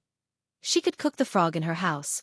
Others could not even think about it, let alone touch it. Wei Xi looked embarrassed and looked at Jiang Pengji with hidden bitterness. After a while, Jiang Pengji looked like a curious baby and asked him, "Is there really Xian Shu in this world?" She believed in science, but she was also quite interested in ghosts and gods. Of course there is. Wei Xi saw through her thoughts and added, "It exists if you believe it, it doesn't exist if you don't." Chapter 1138. Please read it, my lord. After flirting with Wei Xi, she still had to do what she had to do. In ancient times, wars were fought with a good reason. In layman's terms, there had to be a legitimate reason to start a war. With a reason, the officials had to announce it to the world. Jiang Pengji handed the matter of the declaration to Qiguan Rang and became a hands-off boss. It was fine for her to speak in the vernacular, but it was difficult for her to write in classical Chinese. The literati of ancient times did not use vulgarities when they scolded others. They had to scold in a refined and reserved manner, yet they had to scold to their heart's content. Qiguan Rang did not disappoint her. This declaration seemed to explode in a small universe, and it was written extremely viciously. The entire declaration had more than 1,000 words. Every word was painful, and every sentence was heart-wrenching. Every piece of incriminating information had concrete evidence. From the crime to the accusation, no one could refute it. The viciousness made it seem as if it wanted to dig out the graves of 18 generations of people's ancestors. It made one want to vomit blood. Jiang Pengji liked it. Jiang Pengji was very satisfied. The audience in the streaming room ate melons while watching the master in the streaming room. After reading it, everyone expressed that the declaration seemed very ordinary. Yida chew gum. Although I like Qiguan Rang very much, this declaration is really ordinary. At least I won't be angry when I read it. Xing Kai Hong Tang. I second the comment above. He won't be beaten up by Qiguan Rang's fans, will he? Snoopy. The literary talent of the declaration is worthy of recognition, but the content, I don't think it will anger Su Bei. Streamer. You need a Chen Linda. It was said that Chen Linda's declaration made old Chow break out in a cold sweat after reading it. His head was so swollen that it stopped hurting. The audience expressed that they were not affected at all. Even a 10-year-old kid on their side could win this level of scolding. Lao Ciji Lianming. Consider the context of the era. Do you think Qiguan Rang and the rest scolded people continuously, cursing the other party's parents and 18 generations of ancestors? For example, NMB, CNMB, WCNMB? The level of the declaration was already ruthless enough. The audience in the streaming room lived in an era of information explosion. The internet was a virtual platform.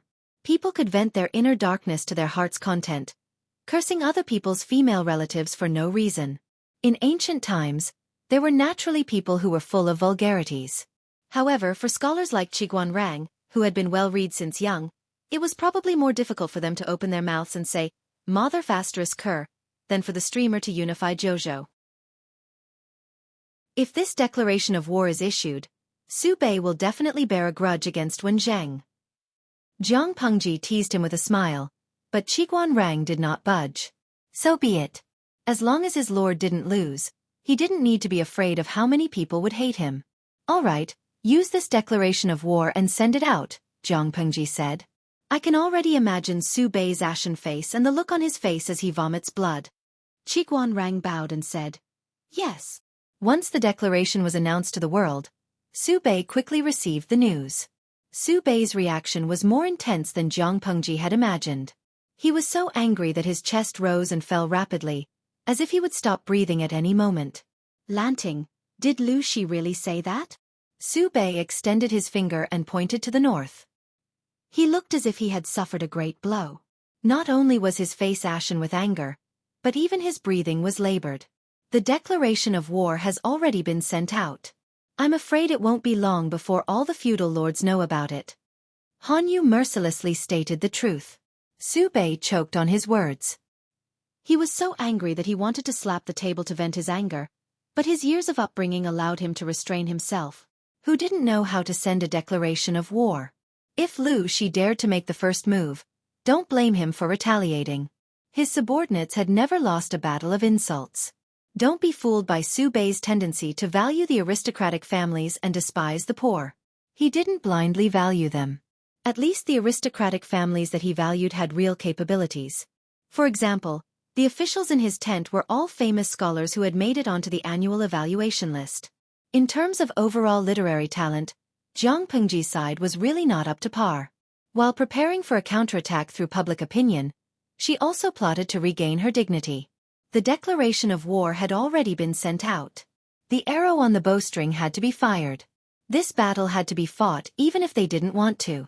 Su Bei asked, Lu Shi's 10,000 vanguard troops are still stationed outside Shanwu City, right? Han Yu replied, yes.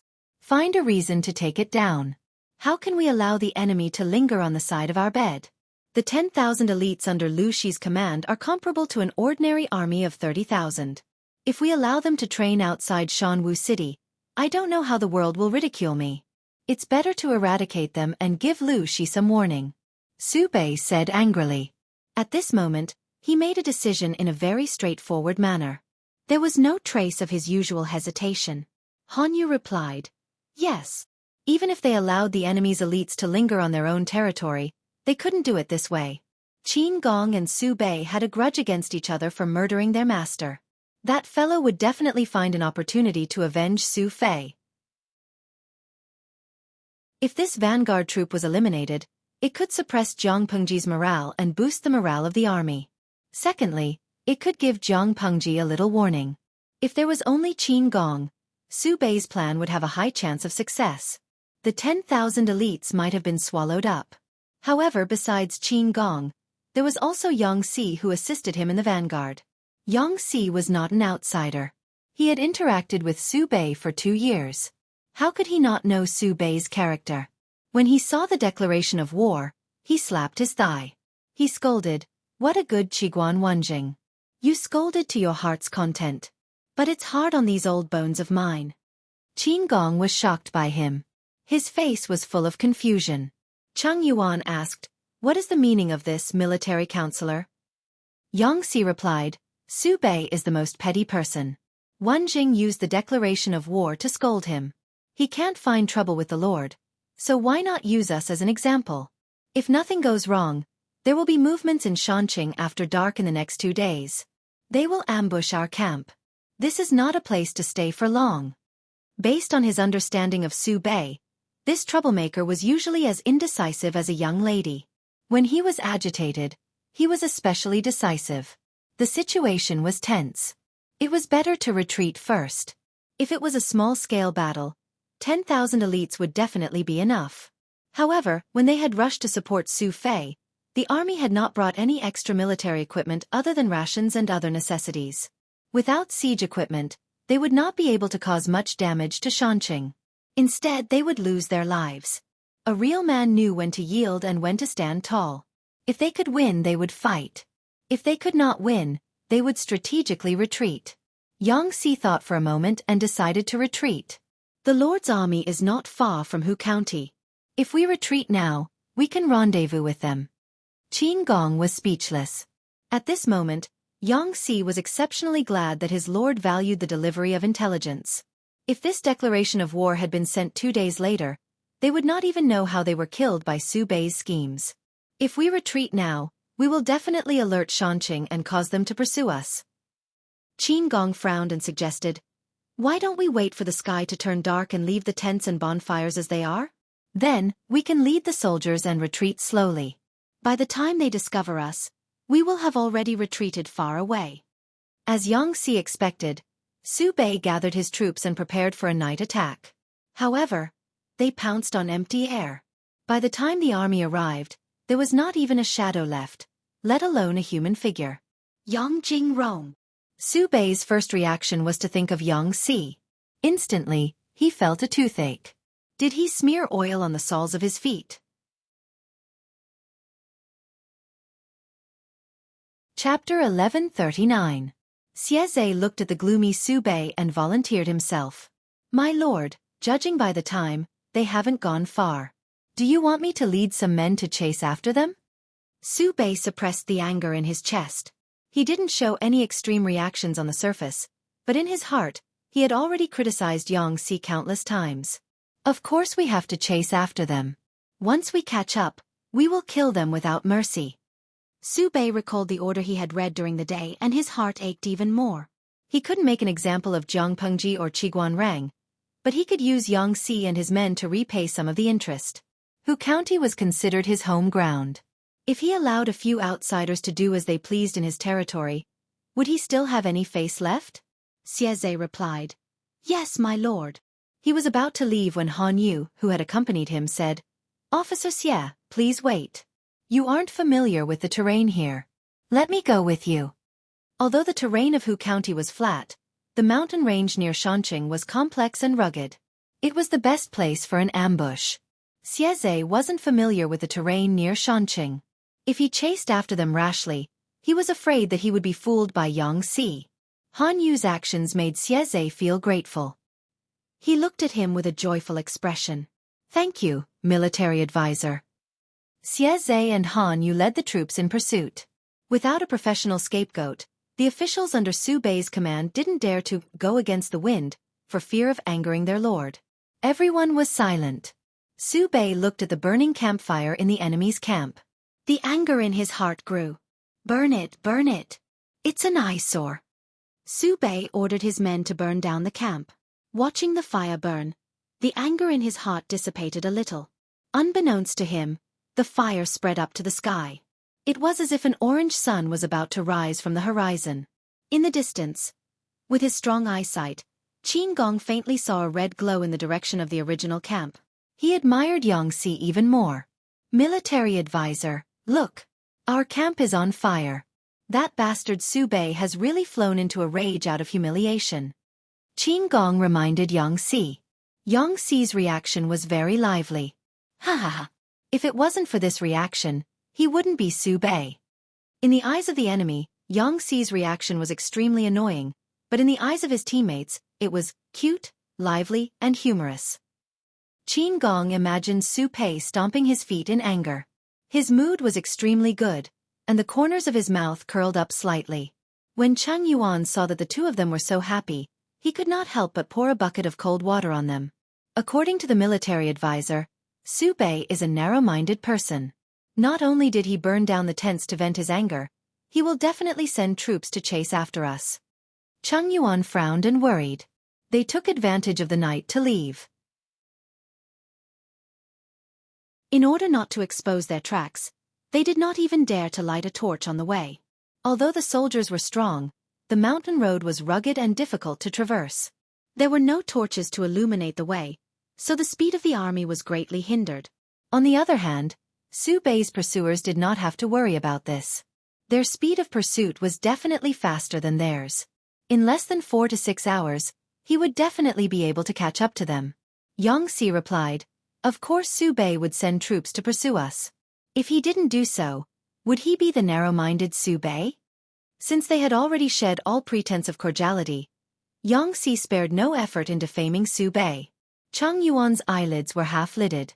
He asked him coldly, Since the military advisor has already predicted this, I'm sure you have a countermeasure?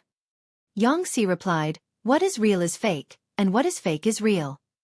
Jiang Pengji's strategists all had different temperaments. Putting aside Wei Ci, Feng Jin, and the others, Xueqi was considered to be easier to get along with among them. Occasionally, they could joke around. Forgive me for being slow-witted, I don't understand the military advisor's meaning. In other words, Cheng Yuan's words meant, Speak human language, don't pretend. Xueqi rode on the horse's back, leisurely holding on to the reins. His body seemed to have no bones as it jolted along with the horse. Although we don't know who is leading the troops in pursuit, that person's understanding of the terrain around Shanwu City is certainly not as clear as our field officer Qin. Xueqi said with absolute certainty, Now that the sky is dark, there is no blockade in front of us, but they have to guard against our ambush. Cheng Yuan suddenly understood. Does the military advisor mean to deliberately mislead us and use this to delay time? Yang Si replied, not only this, but we can also test out who is pursuing us. Qin Gong listened attentively at the side. When he heard this, he could not help but interrupt and ask. Test out who is pursuing us? Can you even test out this? The night was dark and visibility was too low. They did not light torches to illuminate, so the scouts could not find out who the enemy's general was. Yes, Yang Si said, after a few tests, we most likely have an idea. If it is an ordinary person, the deliberate misdirection will naturally play a big role, and we can take the opportunity to ambush them. If it is someone like Han Yu, we can at most deceive him for a while, not to mention setting up an ambush. In other words, they could judge whether the opponent's leader was difficult to deal with based on the enemy's reaction speed. Yang Si sighed. Si and Wenbin have been dealing with each other for several years, and we know each other very well. If he chases us, I'm afraid it will be a tough battle.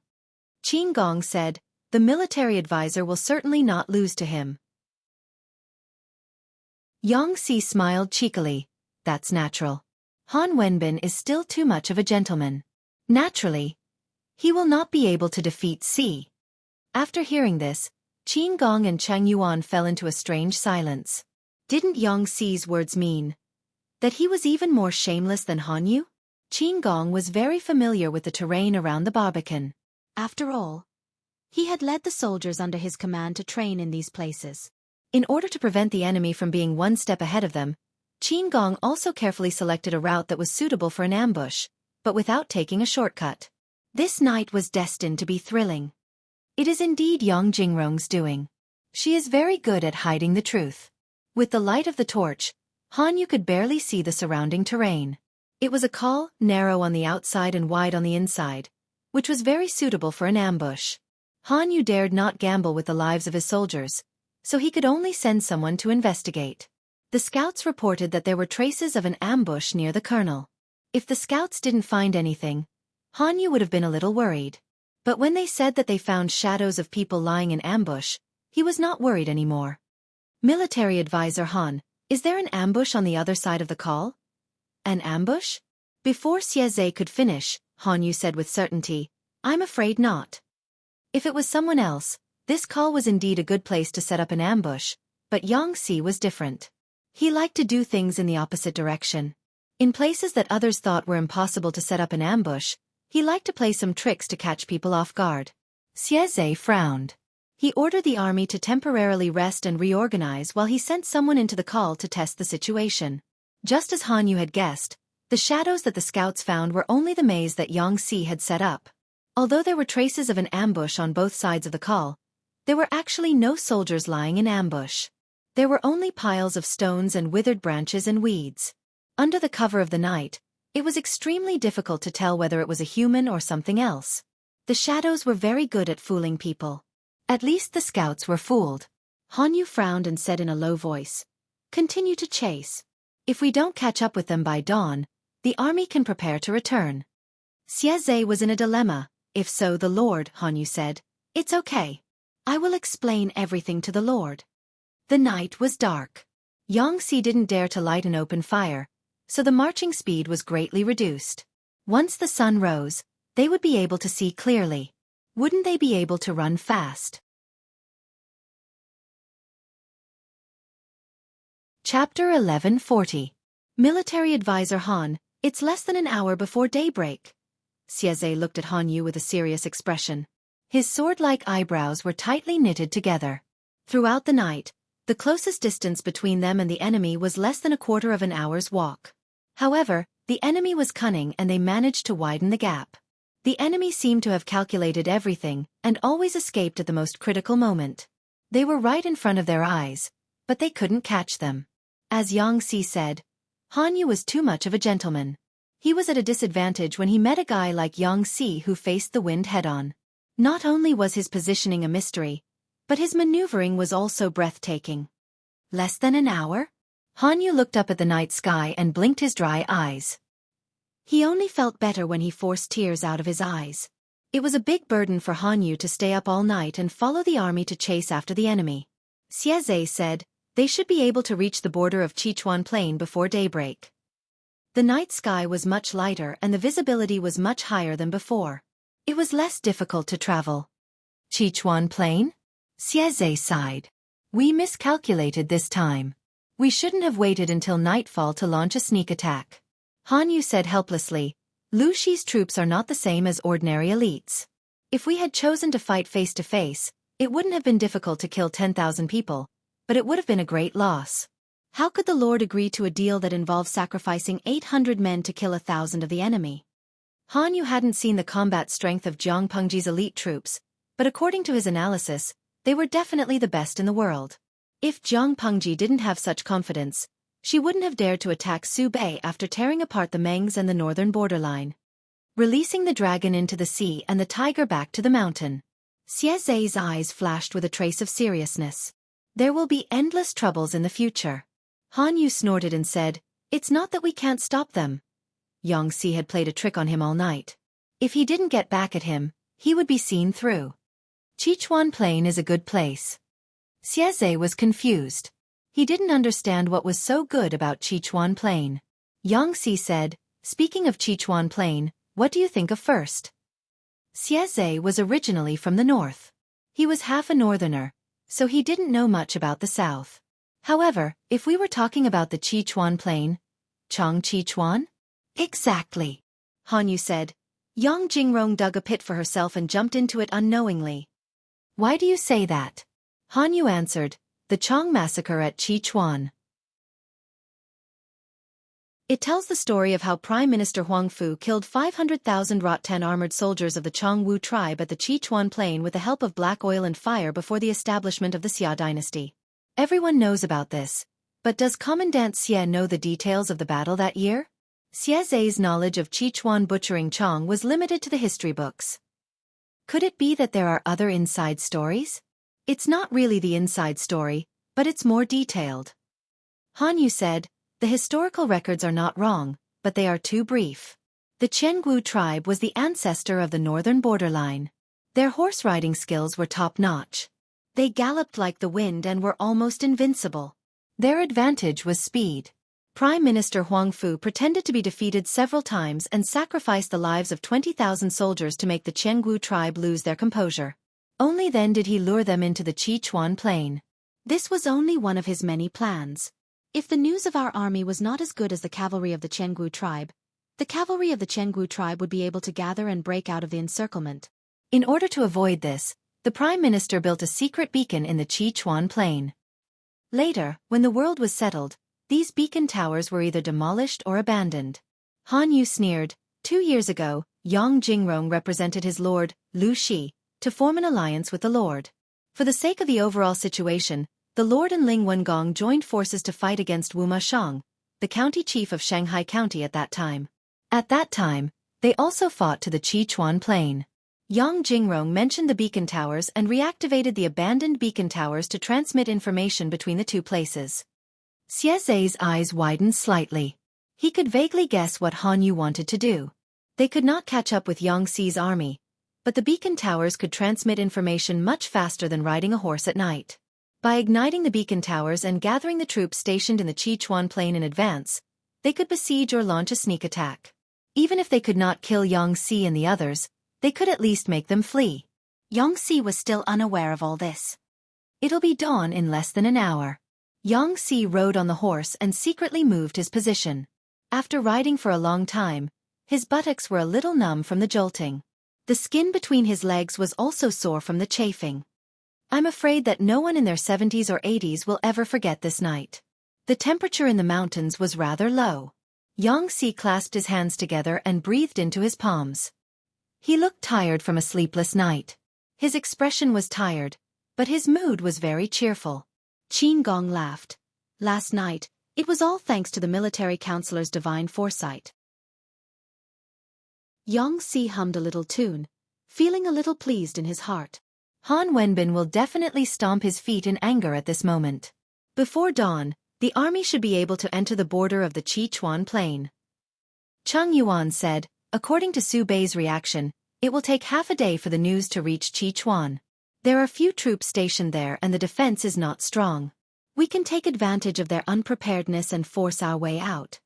The Sichuan Plain was not a plain in the truest sense of the word. There were gentle hills and crisscrossing rivers at the border. Because the terrain of the area was relatively flat and vast, the farmland was fertile and the grass was lush, it was also called the Sichuan Plain. Most of Zhang Pengji's troops were elites. Breaking through the encirclement on flat ground was a certain advantage for them. Yongxi was about to agree when his sharp eyes saw a small orange light in the distance. They were on higher ground than Han Yu's side, so they could see it more clearly. What is that? Yongxi frowned. Are you hallucinating? The orange light flashed and disappeared. After a while, Yongxi saw that another place was also emitting orange light. However, this time the orange light did not disappear. As if it was a relay, the orange light lit up again after a certain distance. The military counselor is not hallucinating. That seems to be a beacon? Beacon? Yongxi had a vague premonition in his heart. Looking at the direction of the beacon, it was clearly heading towards the Sichuan Plain. Sichuan Plain, beacon? Beacon tower? An idea flashed in his mind. Yongxi suddenly remembered something and slapped his thigh, startling the purplish-red horse under him into neighing. Military counselor? Yongxi said, the entire army is moving quickly. If we don't leave now, I'm afraid we will be outflanked. It was one thing to catch the enemy off guard, but it was another thing to be caught off guard by the enemy. Yongxi secretly gritted his teeth and was full of remorse. If he could go back in time, he really wanted to go back to a few years ago and strangle himself for coming up with stupid ideas. Why did he dig a hole for no reason? He almost buried himself alive. The beacon could not only be seen by one's own people, but also by the enemy. Before the sky was completely bright, the scouts found that the beacon was lit in Hu County and hurriedly passed the news to Zhang Pengji. There are still people playing with the beacon now? The outdated technology of the ancient times once again refreshed Zhang Pengji's limits. Can you determine where the fire beacons are coming from? As the Lord, Zhang Pengji could complain, but Wei Ci, Qiguan Rang, and the others could not be so lazy.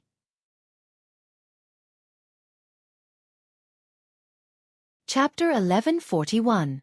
The scout reported, it should be the Sichuan Plain. The Sichuan Plain? Zhang Pengji was stunned when she heard this place. She had lived in the north for a long time and was unfamiliar with the Sichuan Plain. This place sounds familiar, she thought for a while and quickly found the relevant memory in her mind. Isn't the Sichuan Plain the main battlefield of the Chong massacre? Geographically speaking, the Sichuan Plain was easy to attack and difficult to defend. It had no other advantages except for its fertile soil. When Zhang Pengji and the officials discussed tactics, they almost neglected this place. Now that it was mentioned, she only remembered an allusion that she had read a long time ago. It's the battlefield of the Chong massacre, Wei Ci answered with a smile. Qiguan Rang, who was at the side, tensed up and hurriedly got up to look at the great universal geographical map. He looked at it carefully and suddenly discovered something. Zhang Pengji noticed his unusual behavior and asked, what did Wen Zhang discover? Qiguan Rang frowned and said with a heavy heart, there must be something wrong when something is out of the ordinary. The Sichuan Plain is lit up. It should be a battle in Hu County. Su Fei has already been executed and the remnants of his troops have almost been wiped out. Even if they cause trouble, it's impossible to light the fire. Su Bei's family is the most powerful in Hu County. Who can cause such a scene? I think there's only one possibility. Everyone suddenly reacted. Zhang Pengji even crushed the teacup in her hand. The atmosphere in the tent was stagnant. The audience in the streaming room reacted half a beat slower. They couldn't figure out what was going on. Xushanya Li. What happened? I'm most afraid of the atmosphere suddenly turning silent. I have a bad feeling about this. Zuyingxuan. The Sichuan Plain is lit up. When Zhang said a few words in the streamer and they became like this. Nyoko Dongbaojiang. My head hurts. Why can't they just finish what they want to say? They always leave the other half unsaid. Every time I watch the streaming room, a bunch of brain cells die. The key is that after the dead brain cells die, I still can't keep up with the rhythm. Biensong. I'm begging a big shot who was a language class representative. After all, it's a live streaming. If it's a TV series, I can rewind and find the key plot if I don't understand. Lady Boss Chow Rue. I was a little confused at first, but after looking at my notes, I suddenly remembered something. The streamer lent Qin Gong 10,000 soldiers and horses to save Su Fei. She even let Yang Si and Cheng Yuan supervise the troops. Boss Qiguan had said that Hu County was Su Bei's territory.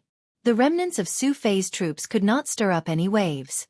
Only Qin Gong's troops could cause Su Bei to make a big move and ignite the flames of war.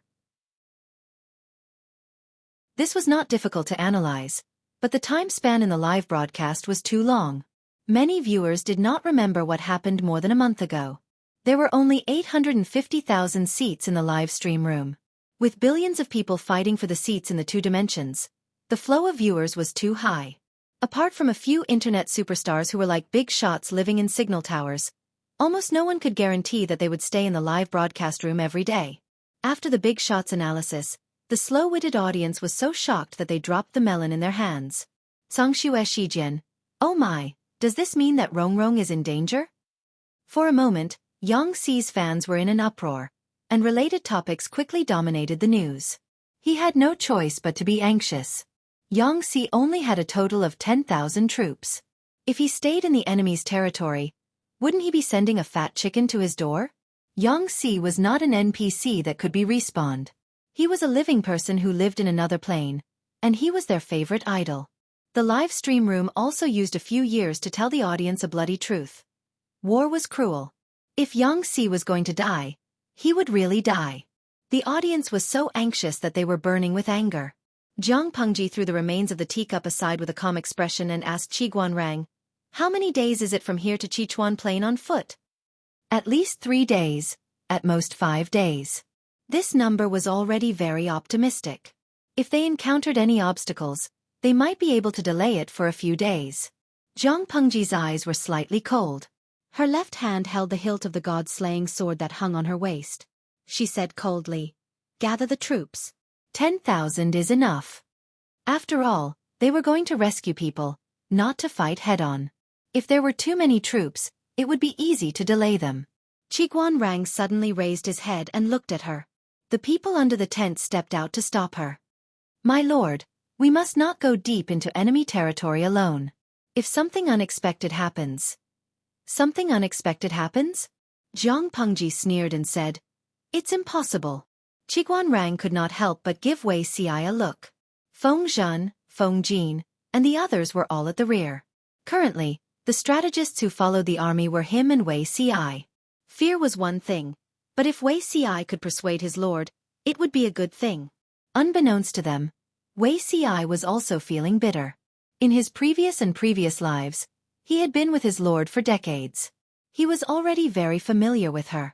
Once she made a decision, there was basically no room for discussion, unless... Wei Si pondered in his heart and secretly gave Li Yun, Dian Yin, and the others a look. Li Yun and the others were not as smart as Wei Si and the others, but they were not stupid people. They were about to step out when Jiang Nongqin beat them to it. "I am willing to make a military pledge to bring back military advisor Yang and the others with my life." Li Yun and Dian Yin also stepped out one after another, unwilling to be outdone. "I am willing to go." To be honest, their lord personally led troops deep into the enemy's territory to rescue people. This action was touching, but at the same time, it was extremely painful. Why was it painful? If something unexpected happened to their lord and she did not have any children to inherit her will, they would not be able to fight. Speaking of which feudal lord's officials had suffered more than them? Which feudal lord did not have a lot of children, but their lord was special. She was still single, and the young lord was nowhere to be seen. The more it was like this, the more pressure they, as officials, were under. Jiang Pengji was their lord and the most important core. Once she died, the whole power would fall apart. "Okay, Officer Jiang, come along." Jiang Pengji only agreed to let Jiang Nongqin follow, but she did not say that she would not go. Everyone was dumbfounded. "Be more courageous. The person who can kill me in this world has not been born yet," Jiang Pengji said helplessly. "I will return safely. My lord has made up your mind. I know I can't stop you. I only hope that my lord will put your health first and not take the risk to avoid falling into a dangerous situation." Wei Si sighed in his heart. He knew he could not stop her. Whether it was in the previous life or this one, there were many such scenes. However, Wei Si's compromise made Qiguan Rang unhappy. He secretly glanced at Wei Ci from the corner of his eye and frowned slightly. Everyone did not notice this detail. Only Jiang Pengji did. All of you can leave. Prepare immediately. Time cannot be delayed. She then added, Wen Zhang stay. If it was in the past, Wei Ci would stay, but this time it was Qiguan Rang. Wen Zhang should know why I want you to stay. She used a declarative tone. Qiguan Rang's heart was clear. He immediately guessed the answer. For Zixiao? Jiang Pengji said, he can't stop me. I don't want Wen Zhang to be more fearful and dissatisfied with him because of this. Chapter 1142. Qiguan Gu was afraid of the beauty Wei Ci, and he seemed to be very dissatisfied. When did this happen? My lord, you don't have any doubts? Jiang Pengji knew what he was talking about. She smiled and said, Zixiao has a secret, and it has something to do with me. Because of this secret, he came to me from 1,000 miles away and did his best to assist me. However, because the secret has not been made public, it is normal for Wen Zhang to have some doubts about him. If you want to know, I can tell you, as long as you are willing to believe. Qiguan Rang was stunned for a moment, and then he returned to normal. No, my lord, it is enough that you know what to do. He shook his head. Although the grudge in his heart had not disappeared, it was not as heavy as before. My lord trusts Zixiao so much. If he dares to have second thoughts, I will be the first to not let him go. I will definitely eliminate him. Jiang Pengji smiled and said, Wen Zhang, you underestimate me. Qiguan Rang said seriously, It is not that I don't trust you, my lord, but, he paused and did not say the rest of his words. The love between a man and a woman could easily make people lose their minds. Otherwise, how could pillow talk be so effective? The audience was watching the show.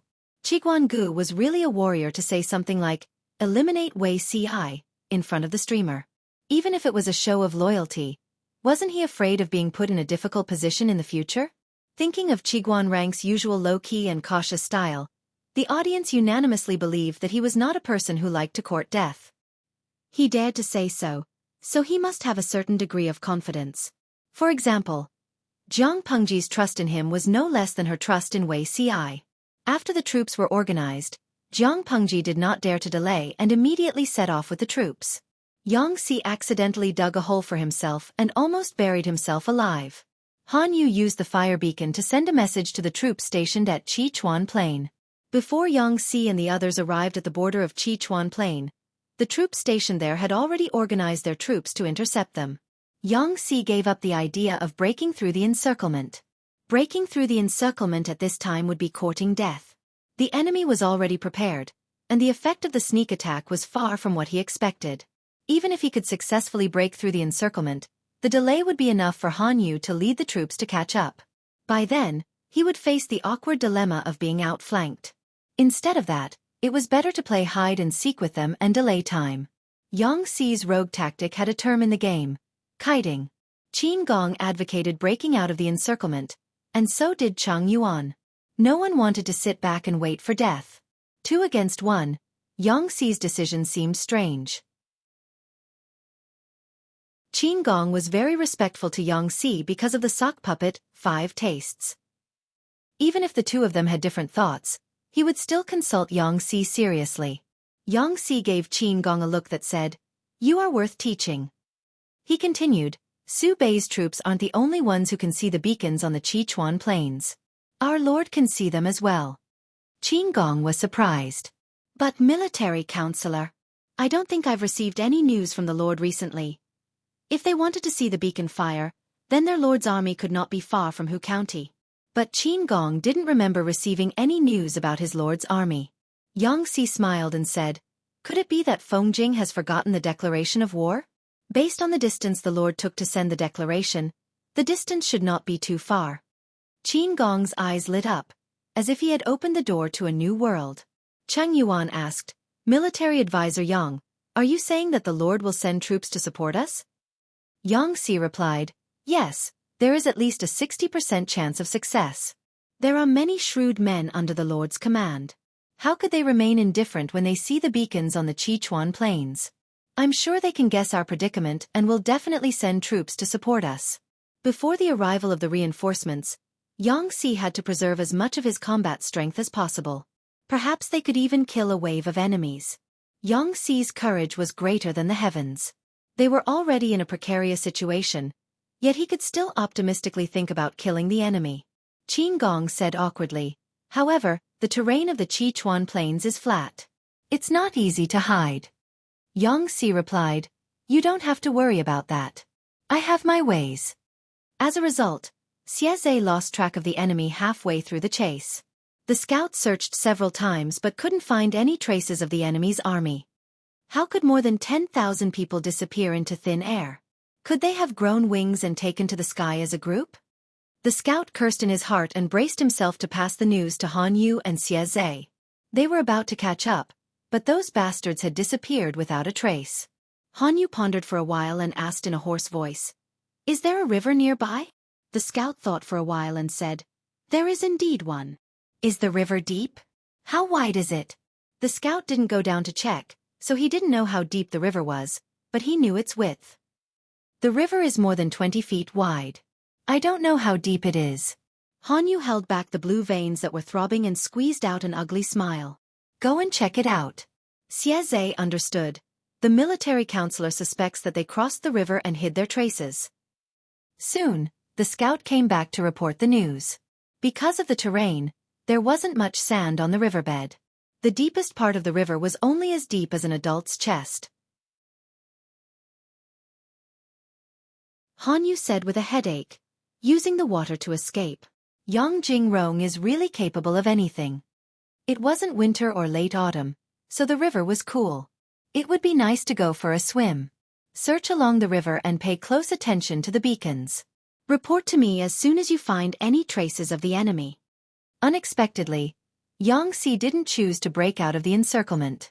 Instead, he avoided the soldiers stationed at the Sichuan plains and chose to hide. If it weren't for Han Yu's good upbringing, he would have scolded and cursed him harshly if it were someone else. "Damn it! How shameless!"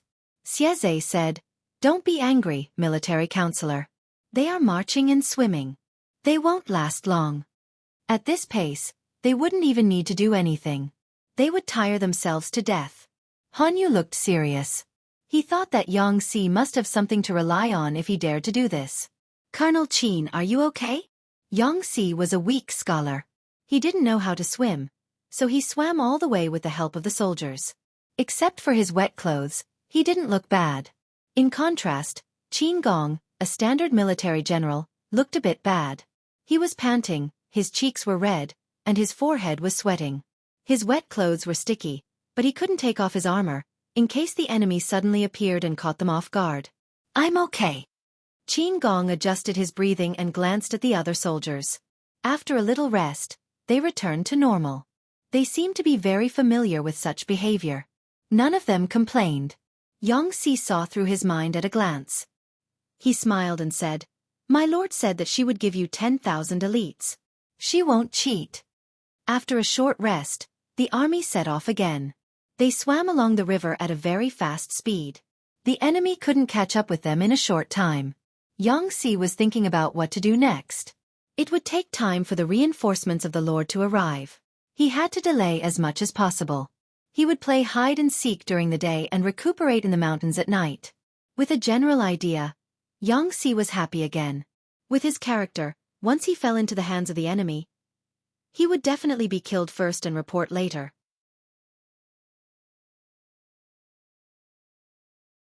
Chapter 1143. Bah, those bastards are so good at running. The enemies were jumping up and down, and they were running everywhere. They were about to surround them several times, but they just slipped away. It was fine if it was only once or twice, but it was the same every time. Han Yu and the others were calm, but the soldiers were getting impatient. Their anger was rising, as if they had eaten a bomb. "Stop talking. If Commandant Xie or military advisor Han hears you, they'll have to suffer because of you." When Han Yu mentioned Han Yu and Xueqi, his comrade finally stopped talking, but he didn't look good. He looked like a stone in a latrine pit. Although Han Yu didn't hear the sound himself, he could see that the morale of the army was getting lower and lower. Xueqi was anxious as he saw it. He really wondered if Xueqi and the others had installed a pair of wind fire wheels under their feet and were playing with them everywhere. They were so close to catching turtles in a jar several times. They always got out of trouble in a way that was beyond ordinary people's normal thinking. Are they addicted to playing hide and seek? In contrast, Hanyu was much calmer. He didn't look anxious at all. Xueqi wanted to say it several times, but he swallowed it after a few hesitations. Until now, Xueqi finally couldn't bear it anymore. He frowned worriedly. Military Counselor Han, the morale of our soldiers is low. If this goes on, I'm afraid there will be trouble. In the long run? Hanyu asked. How long do you think this long run will last, Commandant Xie? Xueqi was stunned for a moment. He was about to blurt it out, but he suddenly realized something and couldn't help but be stunned. Hanyu was smiling, but his eyes were cold. His tone was as calm as ever, as if Xueqi's hide-and-seek and flying kites didn't cause him any confusion. He said, "They are traveling light and can't carry much food. An army of more than 10,000 is not a small number, and the daily rations are an extremely large number. Even if everyone brings rations, how many days can one person carry?" They were chasing from behind, while Xueqi and the others were running in front. Because of the warning of the fire beacon, Xueqi and the others couldn't hide their tracks, so they couldn't stay in one place for too long. They could only keep changing positions, marching and hiding in order to avoid the scouts. Being tense and running for their lives for a long period of time had imperceptibly increased the soldiers' need for food and further depleted their morale. The rations that could support them for 4 to 5 days might not even last 2 days. Looking at the situation, it seemed that Xueqi was playing with them, but the first to collapse was definitely the side with a shortage of food. Xueqi and the others did not have the support of the grain line, so they would not be able to hold on for long. Either they were too hungry to fight, or they had to break out of the encirclement before starvation killed them. The two armies clashed head-on. "Lieutenant Xie, you don't have to be anxious, because your enemy is even more anxious than you." Hanyu was very patient. He exerted pressure on Xueqi and the others at a steady pace, forcing them to increase the frequency of their escape, which further increased their physical exhaustion. This was both a psychological attack and a competition of endurance between the two armies. Whoever lost their composure first would lose. Xueqi's combat style was bold and unrestrained. His thoughts were always different from others, and he was somewhat imaginative. Hanyu, on the other hand, was steady and sure.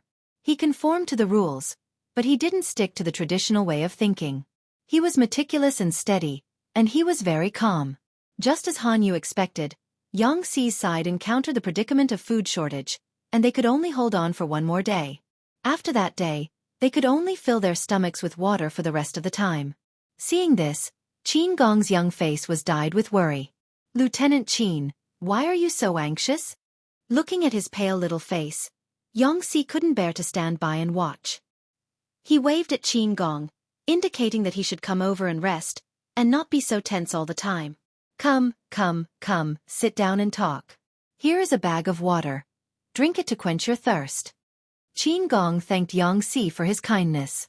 He was a general, and his physical fitness was much better than Xueqi, who was a scholar.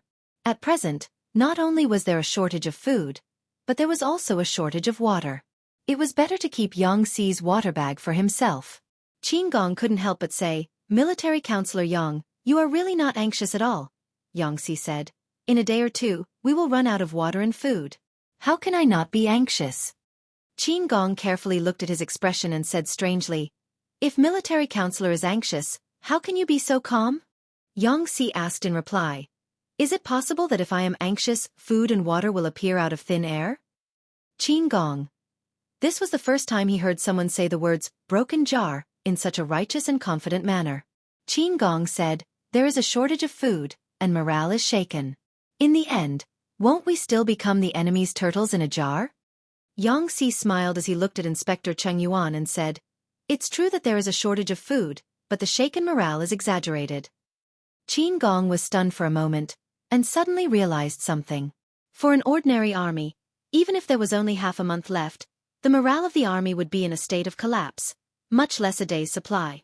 As the food shortage approached, there would inevitably be soldiers who deserted or were afraid to fight. The longer time dragged on, the more deserters there would be. This was almost unavoidable. To give a ready-made example, Xueqi had been besieged in Mountain Urn City for several months. The water soldiers he had recruited were the first to escape. As time passed, their number reached more than 30,000. They fled in all directions, became bandits, and harmed the people. After that were the soldiers who were qualified to lead the army, and then the trusted troops. Those who were willing to stay and live and die with the army in times of danger were basically all loyal elites. Qin Gong had been tense for the past few days, and did not notice this for a while.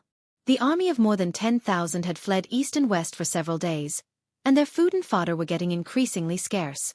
The soldiers under them had not reported any deserters. This was simply impossible. Xueqi saw that he was in a trance, and the corner of his mouth curled up into a sneer. I have said before, my lord, that you are leading 10,000 elites. They must be genuine elites. Qin Gong's heart was touched, and he could not say a word for a long time. But, I have disappointed my lord. Qin Gong knew how rare it was to have 10,000 elites. They had all been built with a lot of money, food, and a lot of effort. Losing 10,000 at once, Qin Gong would not be able to make up for it even if he plucked off his own brain. What does this have to do with you? If you want to blame someone, blame Qiguan Wenjing. His declaration caught us off guard, and we became the fish in the moat. Xueqi secretly grinned. If he was lucky enough to survive, he would definitely beat up Qiguan Rang's house and make him compensate. Qin Gong thought that Xueqi was comforting him, and he could not get rid of the guilt in his heart. He did not expect Zhang Pengji to place such high hopes on him right from the start.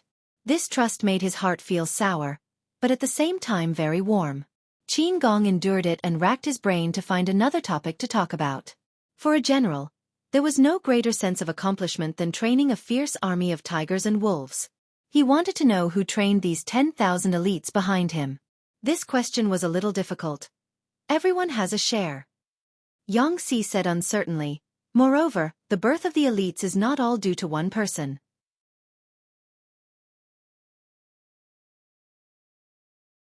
Chapter 1144. Seeing that Qin Gong was puzzled, Xueqi couldn't help but give him the general knowledge of the Wanzhou group so that Qin Gong wouldn't make a fool of himself in the future. Why not? The so-called elite troops are no less than elite weapons. They also need elite soldiers, Xueqi said. Xueqi said, these elite soldiers not only have to be strong, brave, and good at fighting, but they also have to be disciplined and obey orders. Only those who can do these two things can be called elite. Xueqi told Qin Gong about the tricks of training soldiers in the Wanzhou group.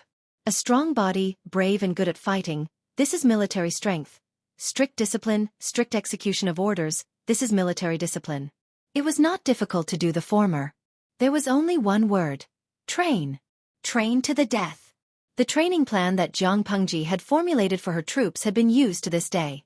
The troops were trained in winter and summer, when the weather was the worst. Whether it was in the heat of summer or the cold of winter, as long as they were not too sick to get up, they had to get up to train. After they had formed a certain level of strength, Zhang Pengji would also organize military exercises. Military exercises included various combat environments. Xueqi glanced at the resting troops and said lightly, not to mention that there's only 1 or 2 days of military rations left. Even if they run out of ammunition and rations for 7 or 8 days, they have to eat weeds and tree bark. Military exercises are like real battles. No one deserts then, and no one will commit crimes now. Qin Gong was flabbergasted, but he had an urge to give it a try. He had never thought that training troops could be done this way. The so-called military exercises were real swords and spears, not putting on airs. But, with such harsh measures, why doesn't anyone desert? Although he hadn't seen it with his own eyes, Qin Gong could imagine the severity and cruelty of training troops after hearing Xueqi's description. The tyranny of the king and the rebellion of the people, yet none of these troops resisted or were dissatisfied. Qin Gong's attention was attracted by Xueqi's words. For a moment, he forgot his previous worries. Xueqi smiled. Hardness is easy to break, softness is easy to bend. It's the same for training troops. Using both the carrot and the stick is the right way. Elites could not be trained hard. Not only did they need tough training methods, but they also needed a soft policy of appeasement.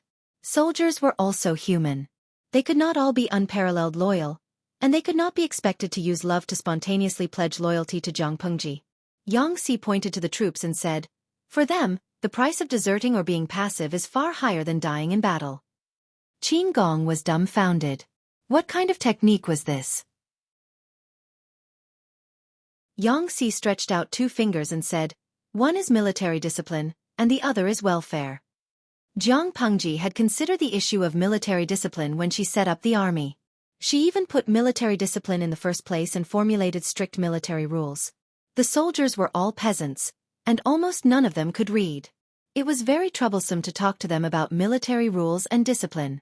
Jiang Pengji used the method of violent brainwashing. Regardless of whether it was winter or summer, she would shout about military rules and discipline 3 times a day in the morning, afternoon, and evening. Since the promotion of the new rhymes of Chinese, not only the common people were required to learn rhymes, but even the soldiers in the barracks had to learn them. Not only did he have to complete the regular training, but he also had to learn literacy from the political commissar. The position of political commissar was created by his lord, and he enjoyed the treatment of a centurion. His main job was to educate the soldiers' ideology. The primer was not the teaching material of the Golden Scale Academy, but the military rules that the soldiers were so familiar with that they could almost recite them backwards. As if brainwashing and education were not enough, Jiang Pengji also linked military discipline with pension benefits and retirement benefits. This move was extremely insidious.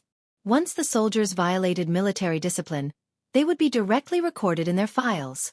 Not only would it affect the individual's salary and future promotion, but it would also affect retirement benefits or pension benefits for those who died in battle. Since the establishment of the Golden Scale Academy, these 2 benefits included the qualifications for future generations to go to school. This rule was too terrible. Under the use of both carrot and stick, which soldier dared to escape? For the sake of their families and children, they would rather starve to death in battle than violate military discipline and become deserters. Qin Gong was so shocked that he opened his mouth slightly. One sentence was written all over his face. Could it be played this way? Yang Si patted his shoulder. Qin Gong was still too young. If he was shocked now, what would he do in the future? After resting for a while, the scouts found traces of the enemy and hurriedly sent the news back. Yang Si sighed softly. Enduring the pain all over his body, he stood up and said, "Colonel Qin, gather the troops and horses. Let's go." This long game of hide and seek, or cat and mouse, would be decided sooner or later. Another 2 days passed. Han Yu, who was originally calm, had a grave expression on his face. Yang Si and the others were still as slippery as before. They did not seem to be in distress due to the food shortage. The scouts also did not find any deserters. Could it be that his judgment was wrong? Did Yang Si take all his belongings with him to escape? If so, he should change his way of thinking and think again about what Yang Jingrong was up to. Someone, quickly go and ask if there is any unusual movement at the border of Hu County. Something was not right. Everything was not right. He knew Yang Si's temperament very well. He would not get up early without benefits. He would never do meaningless things. If there were enough water and food, Yang Si would not stay in the Sichuan plain. It was a pure waste of time. He would have found a way to escape. Now he was still circling around the Sichuan plain. It was more like a cornered beast fighting. If so, the question came back to itself. Did Yang Si lack food? If there was a shortage of food, how could he explain that there were no deserters and the marching speed was not reduced? If there was no shortage of food, Yang Si's actions puzzled him. Han Yu thought about it again and carefully connected the routes that Yang Si had escaped along these days. The routes were twisted and complicated. They seemed to be irregular, but they were all heading towards the northern border of Hu County. Report, the news has been found. The voice of the messenger interrupted his thoughts. Say it. The messenger said, Lu Shi divided his troops and attacked Hu County directly. Han Yu suddenly thought of something and accidentally knocked over the bamboo slips on the table. Yang Jingrong, you actually had this idea. It was not that Yang Si did not lack food. It was obvious that he had used a smokescreen to deceive others. Coincidentally, Xueqi found another place. Unfortunately, he was one step too late. Yang Si had already escaped with his troops. They escaped faster than a rabbit. Did Captain Xie check the remains of their bonfire? Han Yu asked. Xueqi said, yes. Han Yu asked, is there any trace of cooking? Xueqi thought back carefully, and a troubled expression appeared on his face. He had not noticed this. Han Yu went to the bonfire in person and was suddenly enlightened. The bonfire was messed up. It looked like the traces left by people fleeing in a hurry. In fact, it was to cover up the food that was not cooked. This is a good smoke screen, but it's a pity, Han Yu said decisively. Captain Xie, assemble the troops and go to Gusu. Gusu was located in the mountains north of the Sichuan plain. Xueqi was surprised. Counselor, are we not going to catch Yangtze? Catch him. Han Yu said. It's like catching a turtle in a jar. According to their own speed, they would definitely be able to reach Gusu before Yangtze and the others. The next day, at noon, Yangtze and the others had been without food for 2 days. The soldiers were in good condition, but their combat power was less than half of the usual. At this time, Gusu was close at hand. If it is as I expected, I will be able to meet up with the master in half a day.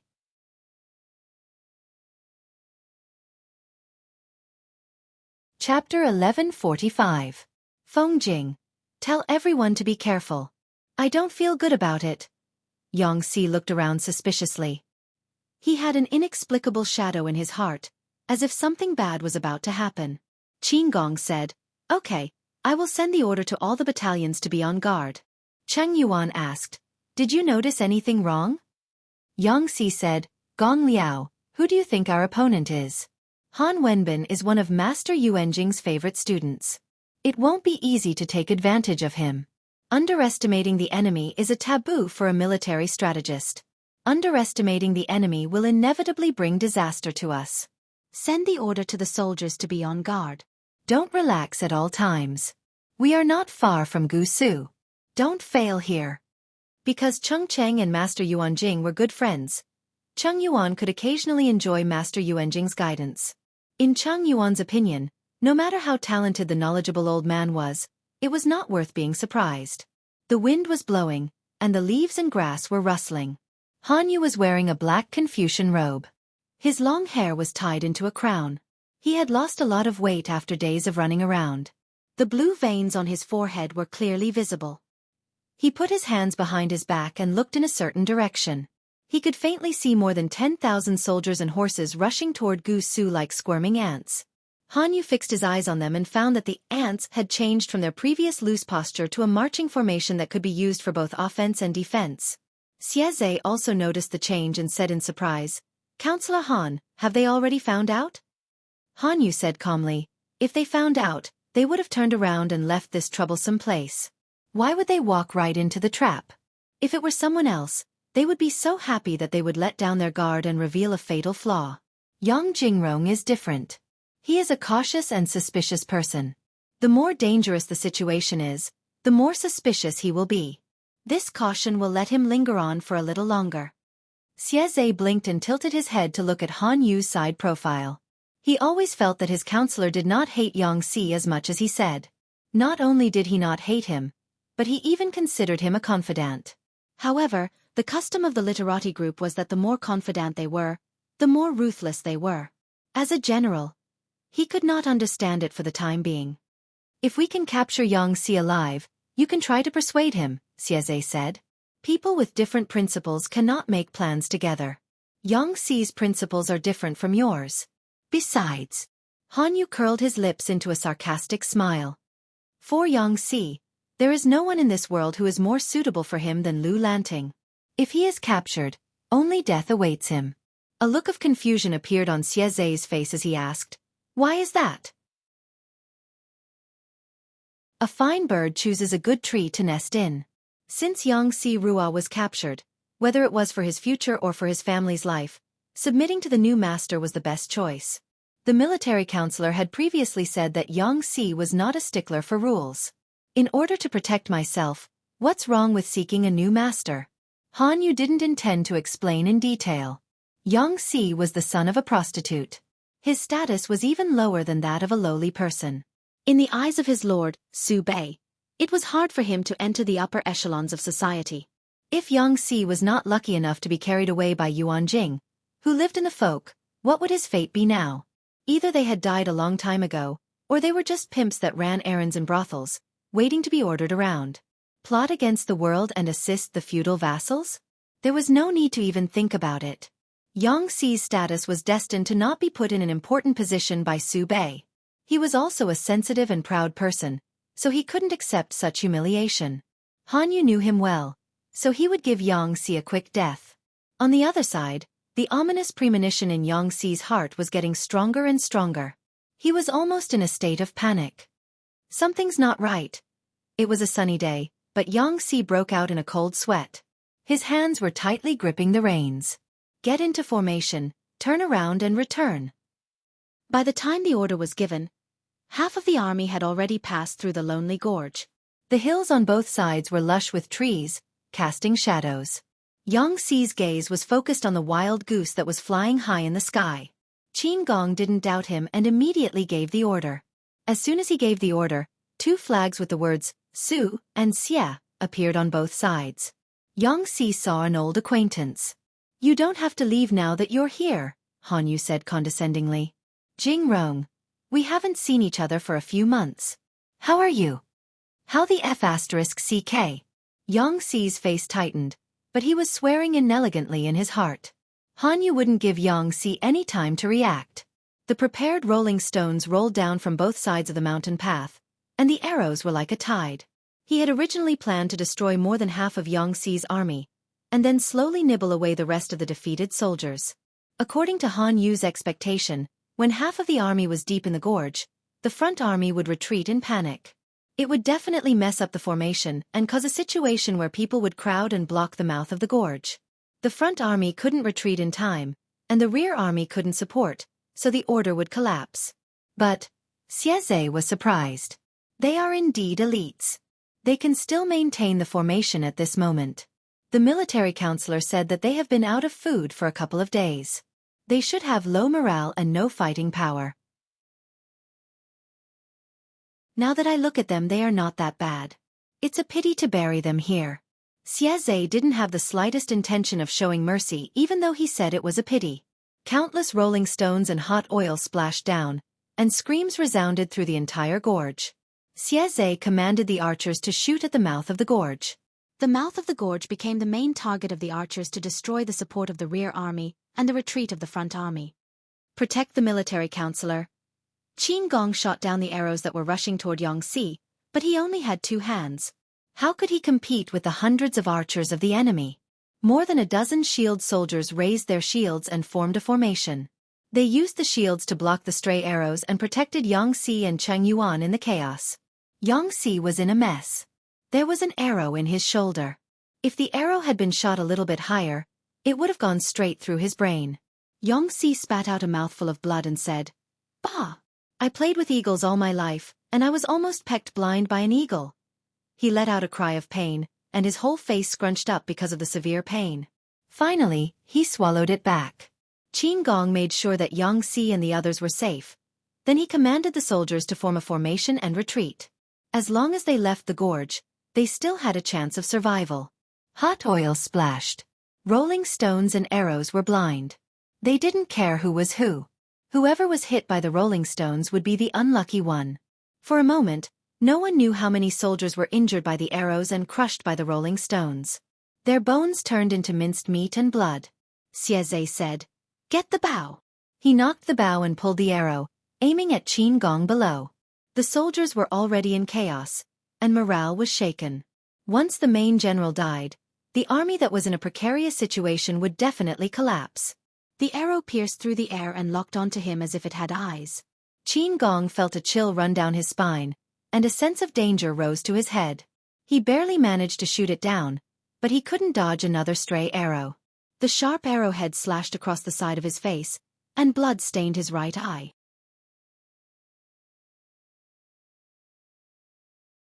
Chapter 1146. After leaving behind more than 3,000 corpses, Yang Xi and the others retreated from the lonely gorge with the wounded soldiers.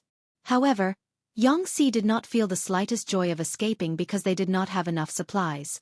They were just struggling at death's door. If he were Han Yu, he would not let go of such a good opportunity. He would naturally take advantage of the situation to kill them. Cheng Yuan supported Yang Xi. He was already hungry. After this incident, He was so weak that he almost could not stand. Yang Si endured the pain and said, "Gong Liao, go and tell Colonel Qin to immediately organize the uninjured soldiers and retreat quickly." Cheng Yuan understood the other meaning. He resisted the urge to faint and shouted at the top of his lungs, "Military counselor! I will delay them for a while with the remaining troops." Yang Si was very calm. Even though he was in so much pain that he could not stand up straight, his mind was exceptionally clear. For a strategist, weighing the pros and cons was an innate instinct. Even if he had to sacrifice himself, he would not hesitate to do it in order to achieve the greatest benefit. "My lord, the reinforcements will arrive in less than half a day. We can't let these more than 10,000 elites be completely annihilated by the enemy." Under such circumstances, the outcome of staying behind to cover the retreat was definitely a dead end. Cheng Yuan involuntarily grasped Yang Si's shoulder and helped him retreat a few steps. "If the military counselor dies, how will I explain it to my lord?" Cheng Yuan was anxious at this moment. His hands, feet, and brain did not feel like his own. It was not that he was useless.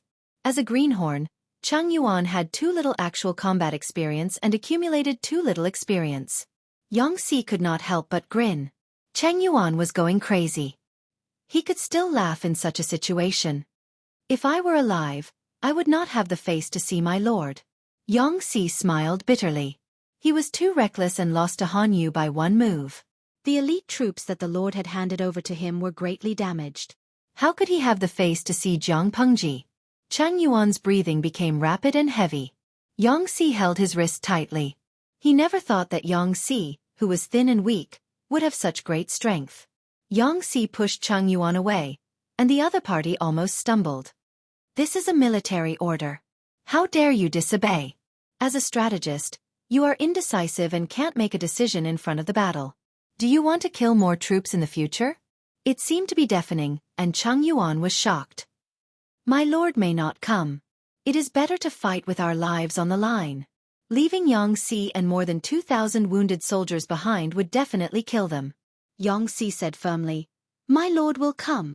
Cheng Yuan gritted his teeth and passed the message to Qin Gong. Qin Gong thought for a while and ordered the troops to be divided. "My injuries are heavy. I don't want to be a burden, so I won't leave." Qin Gong's injuries were indeed very serious. There was a long gash on his face, 2 arrow wounds on his right arm, a saber wound on his left shoulder, and an injury on his leg. Fortunately, his leg injury was not serious. He could still ride a horse and fight again. The vanguard narrowly escaped from the call, but most of them were wounded and heavily injured. Almost all of them had to stay behind to cover the rear. The situation of the rear army was not bad. Although there were casualties, it was not serious. Their combat strength was still relatively intact. Han Yu and the others didn't give Yang Si much time. Their pursuers were right behind them. Yang Si took a deep breath and grabbed his sword with his blood-stained hand. "If there is a next life, I will serve you as my master. Today, please forgive me for being a step ahead and being unable to be loyal," he murmured, already prepared to die. Yang Si knew his situation and choice better than Han Qin. If he was captured, he would die. Su Bei and Prince Changsha were birds of the same feather. They respected bloodline and family and despised the poor. However, the former was better looking than the latter and knew how to pretend to be peaceful. Yang Si jumped ship and kicked Prince Changsha out because of this. If he surrendered to Su Bei to protect himself, it would be a great humiliation for Yang Si. It was better than being ridiculed. "Get into formation and fight the enemy." Yang Si waved his sword. He was unafraid of death. "Report. Enemy attack from the rear." Han Qin was shocked. "Enemy? So fast?" In an instant, he confirmed the identity of the attacker. He looked in the direction of the rear troops and could vaguely see that their formation had been disrupted.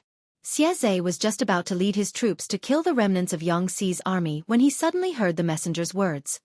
"Enemy?" Han Qin said, "Yang Si's reinforcements."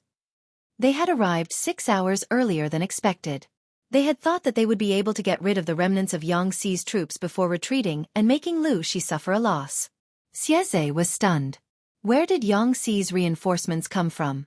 Han Qin said, "Yang Si has been avoiding the battle. He led his troops to Sichuan Plain in order to save his troops and meet up with the reinforcements. If they break out on their own, more than half of them will die. If the reinforcements come, they can at least preserve their strength and deter our army. Unfortunately, Yang Xi's wishful thinking was completely disrupted by Han Qin. Xueqi was puzzled. Our army did not intercept their letter. How could the reinforcements come so coincidentally? Han Qin said, "Fire beacon." Because of the fire beacon, Lu Shi guessed that Yang Xi was in trouble. It was not surprising that he sent reinforcements. Xueqi immediately understood and asked, "Counselor, what should we do now?" Han Qin said, "It is not advisable to fight. If it was a frontal battle, there was no need to panic. But the reinforcements attacked from the rear and disrupted their formation. They could not organize an effective resistance for a while. The longer they waited, the more casualties they would suffer. If Yang Xi reacted and cooperated with the reinforcements to attack them from both sides, the situation would be even more disadvantageous." Han Yu made up his mind in a split second. Han Qin and Yang Xi had similar temperaments. Both of them were decisive and ruthless people. Once they made a decision, they would not hesitate. If it was someone else, they would insist and beat Yang Xi to death even if it was a risk, because there was no other way out. If Han Qin really did that, the troops he led would definitely be swallowed by Zhang Pengji, and no one would be left alive. Yang Xi was trying his best to kill as many enemies as he could before he died, but he found that the enemy was gone. "Counselor, the enemy's rear army is in chaos." Qin Gong was riding a horse. His vision was much higher than Yang Xi's. He could vaguely see the enemy's rear army being destroyed by the unfamiliar forces. Yang Xi was stunned for a moment. He was so stunned that he almost couldn't react. My lord. My lord's reinforcements." Yang Xi dropped his sword excitedly. He was so happy that his wound was torn. He cried out in pain. Qin Gong's heart skipped a beat. Reinforcements? Were there really reinforcements? What they didn't know was that Zhang Pengji, the reinforcements they were talking about, was in a bad mood. The audience in the streaming room could feel the surging killing intent from her. The screen that was full of bullet screens was now empty. Everyone was so scared that they did not dare to speak. "Want to escape?" Little White neighed. Zhang Pengji suddenly pulled out the God-Slayer from her waist. The bright snow-white blade was shining with a cold light.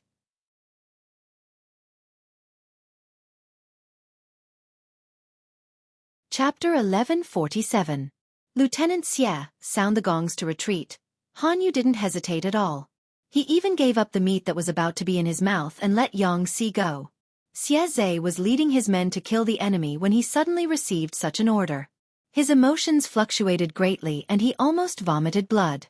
The deputy general was so excited that his eyes were bloodshot. He blurted out, "The advisor is confused." Xueqi gritted his teeth and chose to follow Han Yu's judgment. He gave the order to retreat. The military advisor must have his reasons for doing this.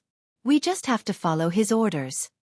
Xueqi's face was taut, his eyes stained with blood from the killing. No matter how dissatisfied I am, military orders must be obeyed. How can I question them now? Don't say anything more. Retreat. Retreat. The deputy general was so angry that he wanted to vomit blood. Although the position of a military advisor had the right to supervise military affairs, to put it bluntly, it was just an official subordinate to the general. It was mostly an advisor who mainly came up with ideas and strategies. The strategists under different vassals were also different. Some were just staff officers with no military power, some had partial military power, and some were under the command of the Genha strategists who were in charge of the entire army. Han Yu wasn't an ordinary military advisor, but Su Bei didn't completely delegate his authority to Han Yu to be a military advisor. In short, Xueqi, as the commander-in-chief, did not need to listen to Han Yu. "Big brother, can't you have your own opinion?" The deputy general was furious with Xueqi, but he didn't dare to disobey orders and could only choose to retreat. Only when he retreated did he realize that his rear army was almost completely routed by the enemy. He couldn't help but feel a chill in his heart. How many enemies had ambushed them? 10,000 or 20,000? In fact, Zhang Pengji had only brought 3,000 troops and horses with her to provide support. The remaining 7,000 troops were still on their way and would take about 15 minutes to arrive. Seeing with her own eyes the bloody corpses, rolling stones, arrowheads, and burning oil that littered the ground of the lonely forest canyon, her anger soared to the breaking point. My lord, there are less than 10,000 corpses in the valley. Many of the corpses are still warm. It can be seen that the tragic battle happened not long ago. Jiang Nongqin's face was solemn as well. Her eyebrows were tightly knitted, and her cold eyes were emotionless. My lord, please send me to lead the troops to chase after them. Jiang Pengji sneered and said, No need, I'll go. Thus, she took 3,000 people with her and left at the fastest speed possible. What was embarrassing was that the 3,000 soldiers were unable to catch up to Xueqi, who was galloping at full speed. They were left behind by Xueqi by several hundred feet.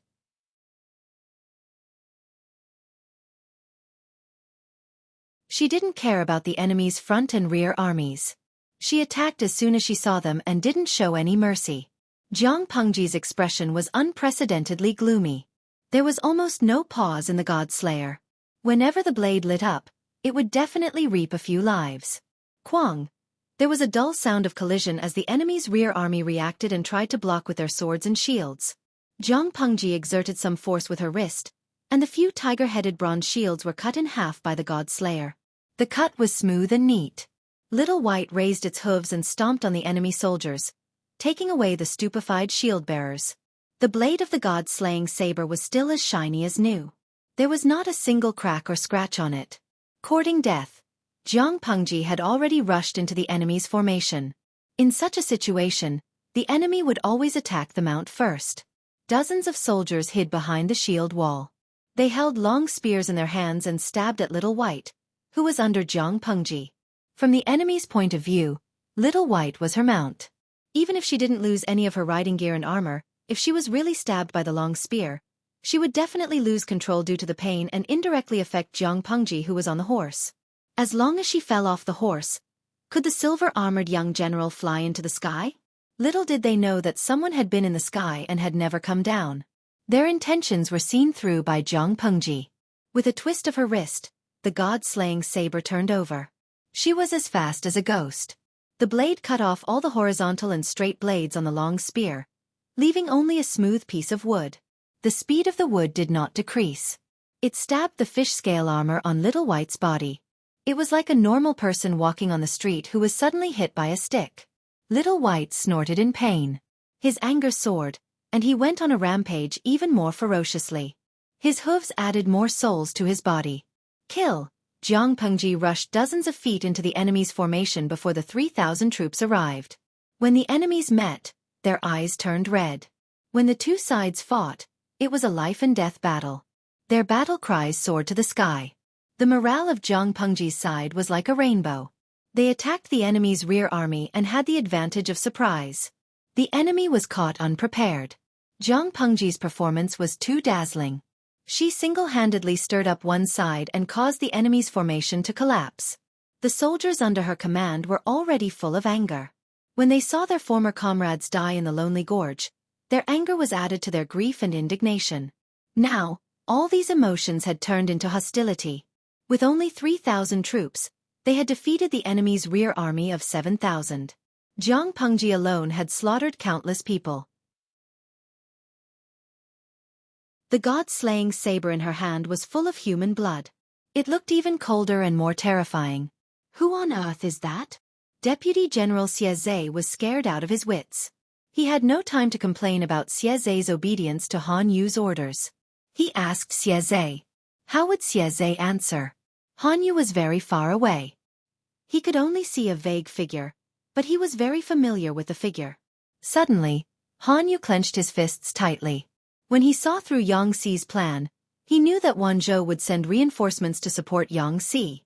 But he never thought that the reinforcements would be Lu Shi.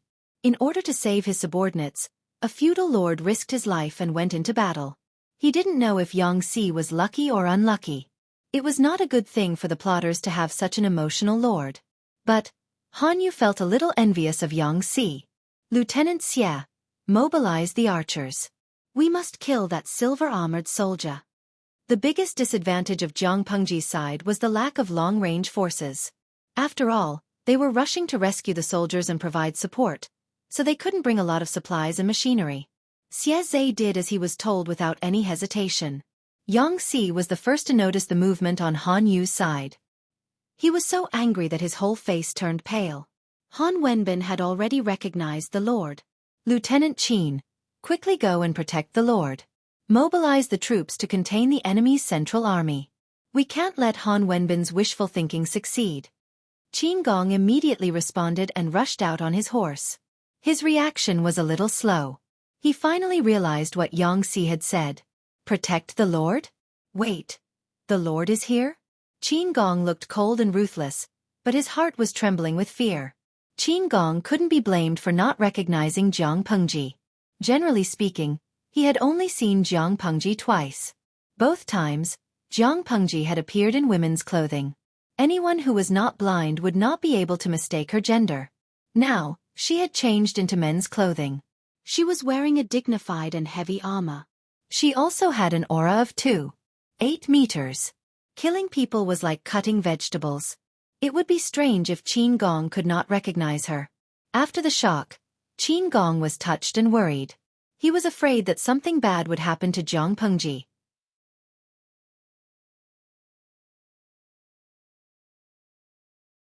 Chapter 1148.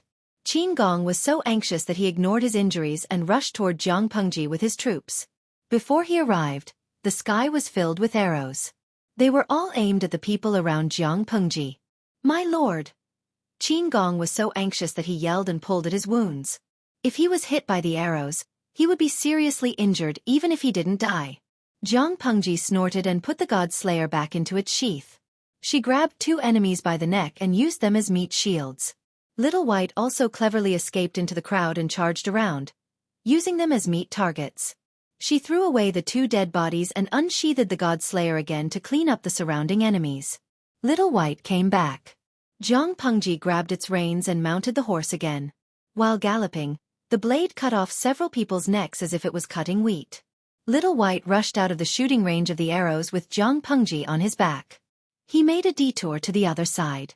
It was an accurate, dangerous, and exciting maneuver, but Jiang Pengji didn't change her expression.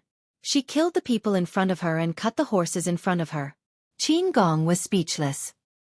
He didn't believe it was his lord. The military counselor must have made a mistake. Qin Gong's mind was in a mess, but he still maintained a cold expression and looked very calm. On the other side, Xueqi saw that the arrows didn't work, so he asked Han Yu, military counselor, the silver-armored general seems to be fine. Should we? Han Yu said decisively. The opportunity is gone. Don't waste your time. Retreat. Opportunities on the battlefield were fleeting. It was Han Yu's fault that he didn't seize the opportunity. Xueqi pursed his lips. He could only act according to the plan and suppress his curiosity. What was the silver-armored general's identity? The military counselor changed his mind at the last minute. It showed that the silver-armored general's status was not low. He was at least a core figure. Otherwise, he wouldn't have been worth the military counselor's attention. Xueqi admired Han Yu from the bottom of his heart, but the lieutenant next to him was full of resentment. Han Yu was not the military counselor who had total military power. Han Yu and Xueqi shared half of the military power. Han Yu was just a civilian who gave advice and suggestions. How could he order Xueqi around and change the military order at the last minute? The more he thought about it, the angrier he got. He couldn't help but blame the failure of the mission on Han Yu. Han Yu made a big fuss but didn't gain much. He finally got the upper hand, but he changed his mind and withdrew his troops at the last minute. What was he trying to do? As they retreated, Xueqi couldn't help but ask his own question. Counselor, just who is that silver-armored young general? Xueqi had studied the generals under Jiang Pengji's tent. At first, he suspected that the silver-armored general was Li Yun. However, Li Yun only used a long spear.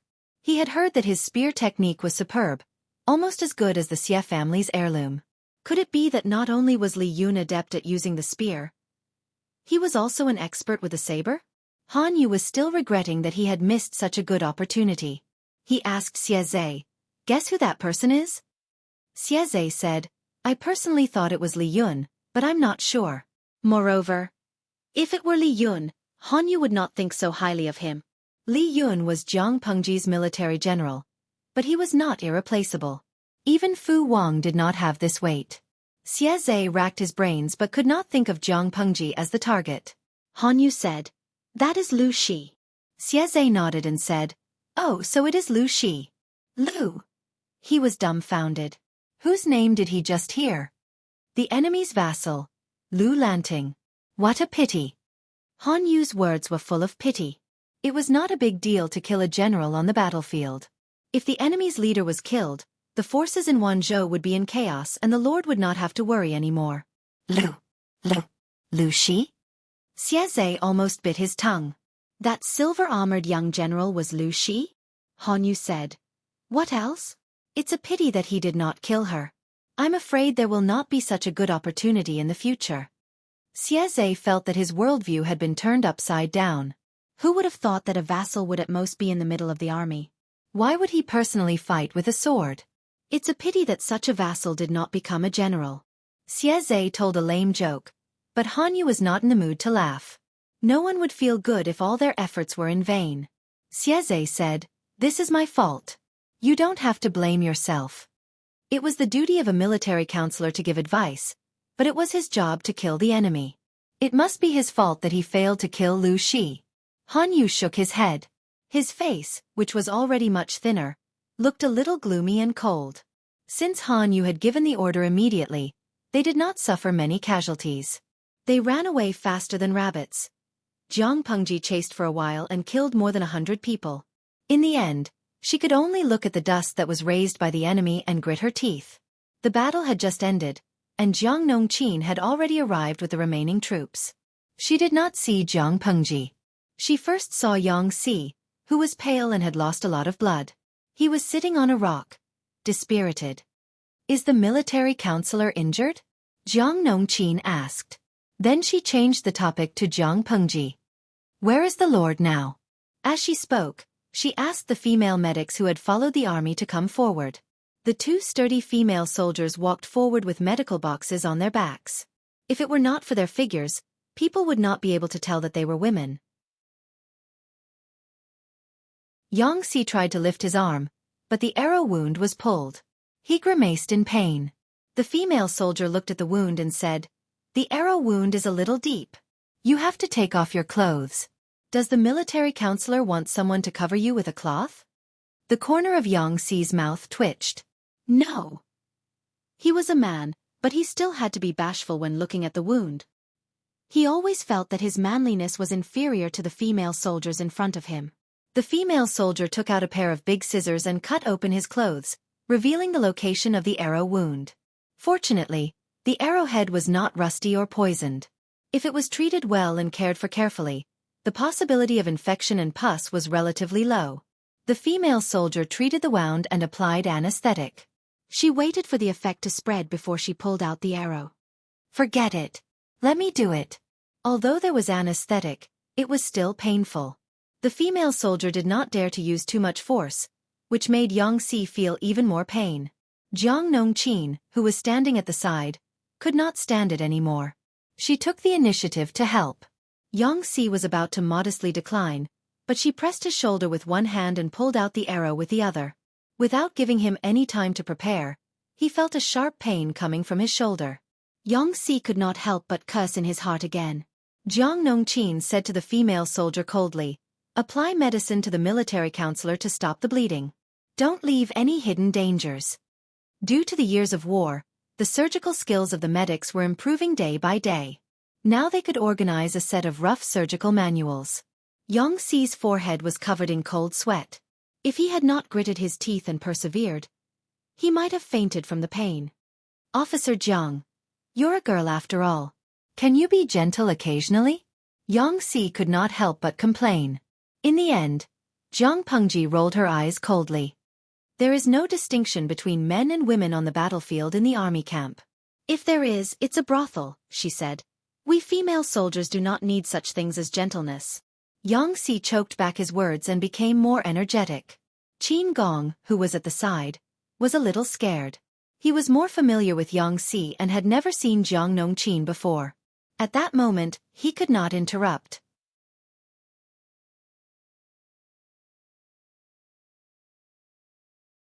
Chapter 1149. Yang Si squinted his eyes and barely saw Jiang Pengji coming against the light. He endured the pain and used his uninjured hand to prop himself up from the stone under him. Jiang Nongqin helped him up when she saw this. "Sinner Yang Si greets my lord." Yang Si took a few steps forward, but Jiang Pengji had already galloped forward. She got off the horse and lifted Yang Si up with one hand. "What do you mean by sinner?" Jiang Pengji furrowed her brows tightly. She stared at the white cloth tied around his shoulder. Because Yang Si moved a little too much, the wound that had just stopped bleeding split open again.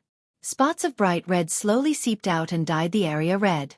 Yang Si's face was pale and he said with shame, "Sinner, I misled the command and caused thousands of soldiers to lose their lives in Gushu." Jiang Pengji thought it was something serious, but he was not to be blamed for it. A fool is bound to gain something from 1,000 considerations. A wise man is bound to make a mistake from 1,000 considerations. Yang Si was a human being, not the brain of heaven. No, even the brain of heaven had made mistakes before, let alone a human being. At the end of the day, it was not Yang Si's fault.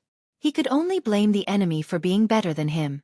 He, on the other hand, obediently went to take the blame. How can there be no deaths in war? Jiang Pengji was distressed that thousands of elites had died, but it was not a reason to push the blame to others and shirk responsibility.